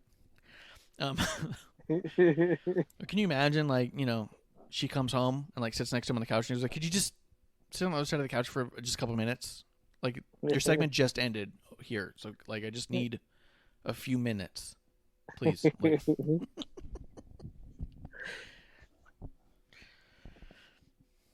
Shake laughs in the other room by herself, and he's just all like, "Oh fuck." He just quivers on the couch. Oh Yeah. What is she? yeah, babe, you should see this TikTok. Oh, thank God. Oh.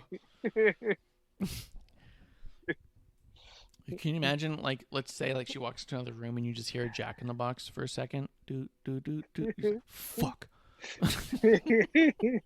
Oh, I got to run to the store. Text me if you need anything.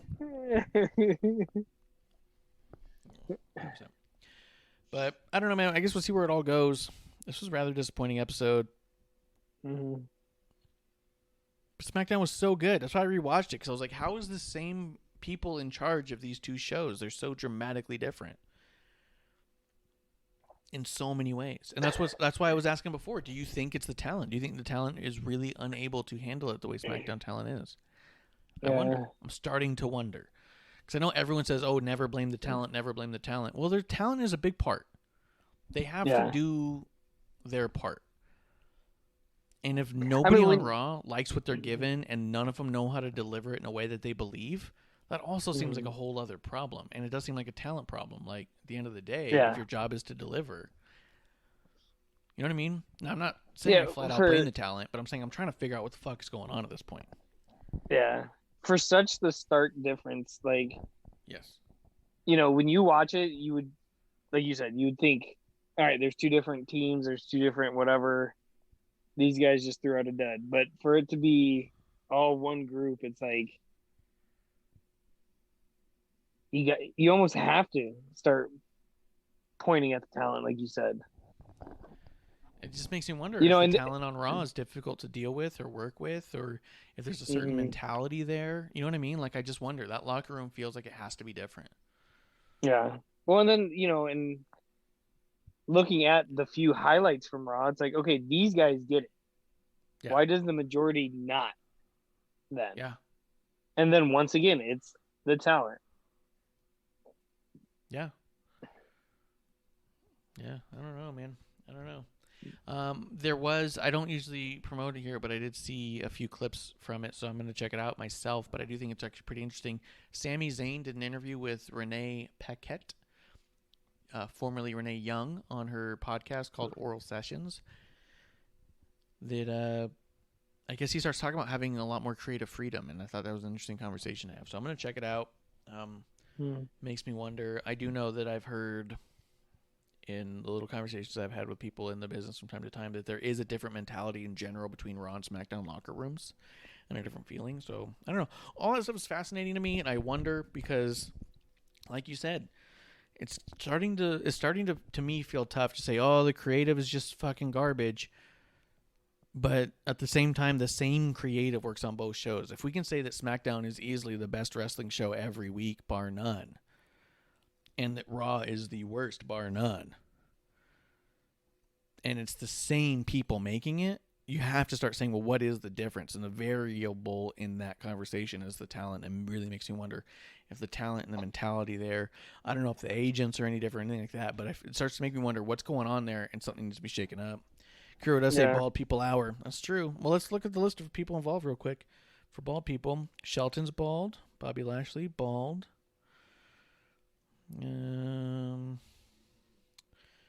Sheamus is not. Riddle not. Strowman, bald. Jackson Riker, Ricochet. not. Shane, not. Ricochet, bald. Mustafa, not bald. Miz, Morrison, Bunny, and Priest, not bald. I don't know, dude. Your story's getting pretty thin here, Kuro. Orton, not exactly bald. He's got a little stubble up there right now, but he's been bald in the past. I'll give you 50-50 on him. Corbin, bald. Now, I mean, Rhea, Asuka, Shane, and Naomi not bald. Woods, Kofi, AJ not bald. Almost bald. You got to give half a point for Rhea, though. Wait, is Almost bald? Rhea's half bald on the sides. She's bald on the sides. I'm going to find a picture of Almost right now because I feel like he had a little bit of hair. But he might be bald. It might also be that they filmed from so low that we don't see the top of his head. We don't know if he has hair. I was wondering, was Adam Pearce on Raw? Adam Pearce was not on Raw that I saw.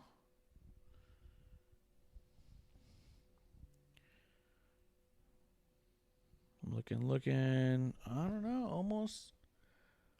Yeah, I'm going to say bald. He's got a little bit of a fade there, but I'm going to say bald for the sake of Kuro. I'll say bald on that one. Yeah, I don't know, man. I don't think there's as many bald as you think, but I will say this. Bobby Lashley got a lot of TV time this week. Shelton Benjamin, a lot of TV time this week. Ricochet, a lot of TV time this week. So I'll say that we had a lot of repeat baldness. There was a lot of people who came back bald a couple times.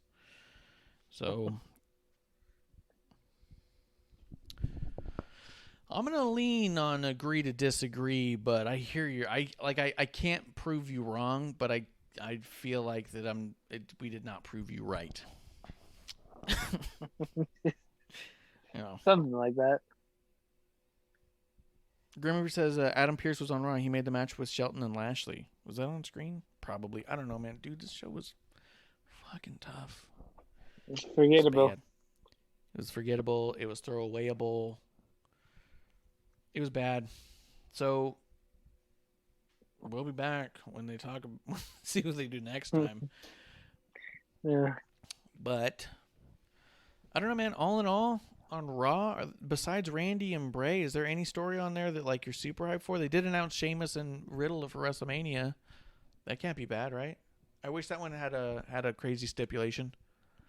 To be honest, like a barroom fight or some shit. Scooter match. A scooter match to scoot. Yeah. I'm actually kind of more interested in Bad Bunny than most people on this show right now, too. I'm looking at. It's a bummer, man. That's a bummer. Yeah, I mean, he's doing good. Yeah.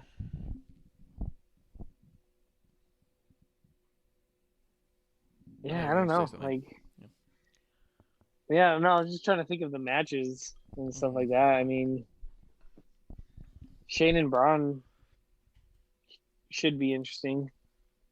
That one, that one they announced it's going to be in a steel cage. Yeah. They did that fucking sound effect again, dude, with the train. Fuck. But steel so cage. Bad. That's the only one that has a stipulation is that one. I think that's really weird. So, but, we're getting something. So, I think you're going to have to get to a stipulation with Sammy and KO, so that way KO can jump off that fucking pirate ship. But see, I was wondering if they were going to allow them there. I don't like access to the ship. Well, okay, so if they don't, quote, allow them access, but the match doesn't have a rule that disqualifies them from going there, Kevin will figure out a way to get on that fucking boat. That's how I feel about that. You know what I mean? Yeah. If they even said, hey, they told you to stay off the boat, okay, but once the camera's rolling, I'm going to the fucking boat, dude. Let's go to the boat. It's got a whole different meaning and everywhere else except for here in Tucson. In Tucson, hell yeah, we're going to the boat.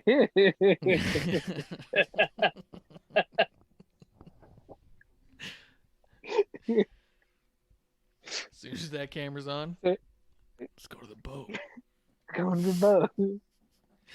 Oh yeah. So for everyone listening that's not from Tucson, we have this strip club that the building is in the shape of a boat. Mm-hmm. It's got a mast and everything.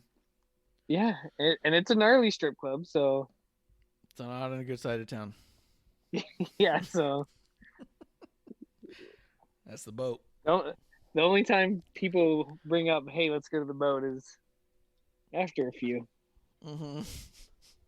And it's more of a novelty to go there, not to get your kicks off. Yeah, I think people say it to just to. It's almost like a dare. I dare you. Yeah, fucking I dare you. Yeah, but But I think that's all I got to say about wrestling today. What do you think? You ready for last call? Yes.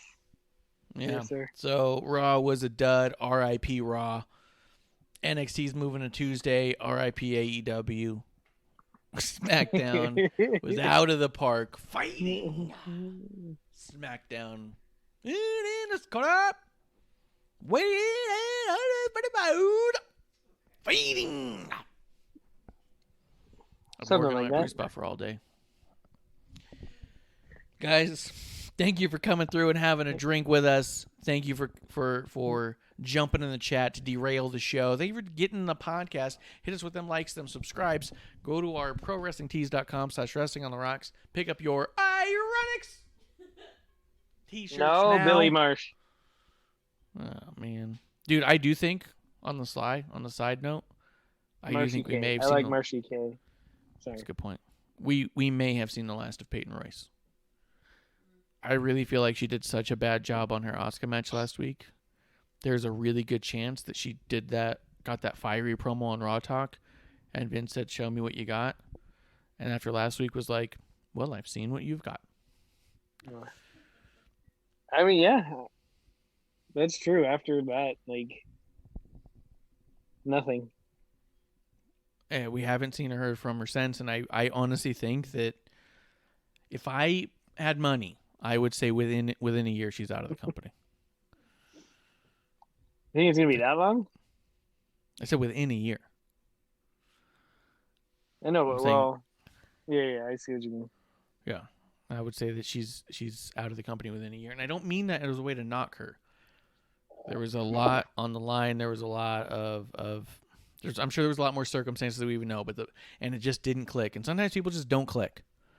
But I did feel like all eyes were on her that night, and I feel like it didn't go well. So that's just my hunch. It's just what I'm seeing. I hope I'm not right.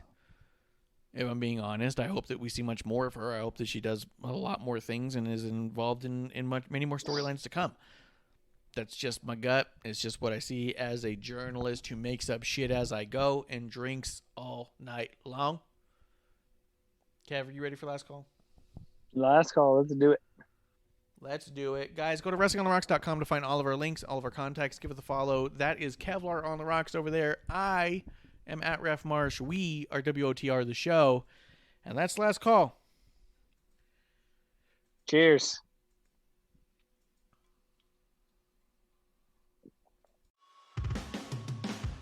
Hey, producer lady here. Thanks for tuning in. Continue to support us or buy us a drink by following and putting the I in subscribe on Twitch. Or subscribe and review our podcast on Apple Podcasts or wherever you listen to us. Cheers! I would never have a drink with wrestling on the rocks.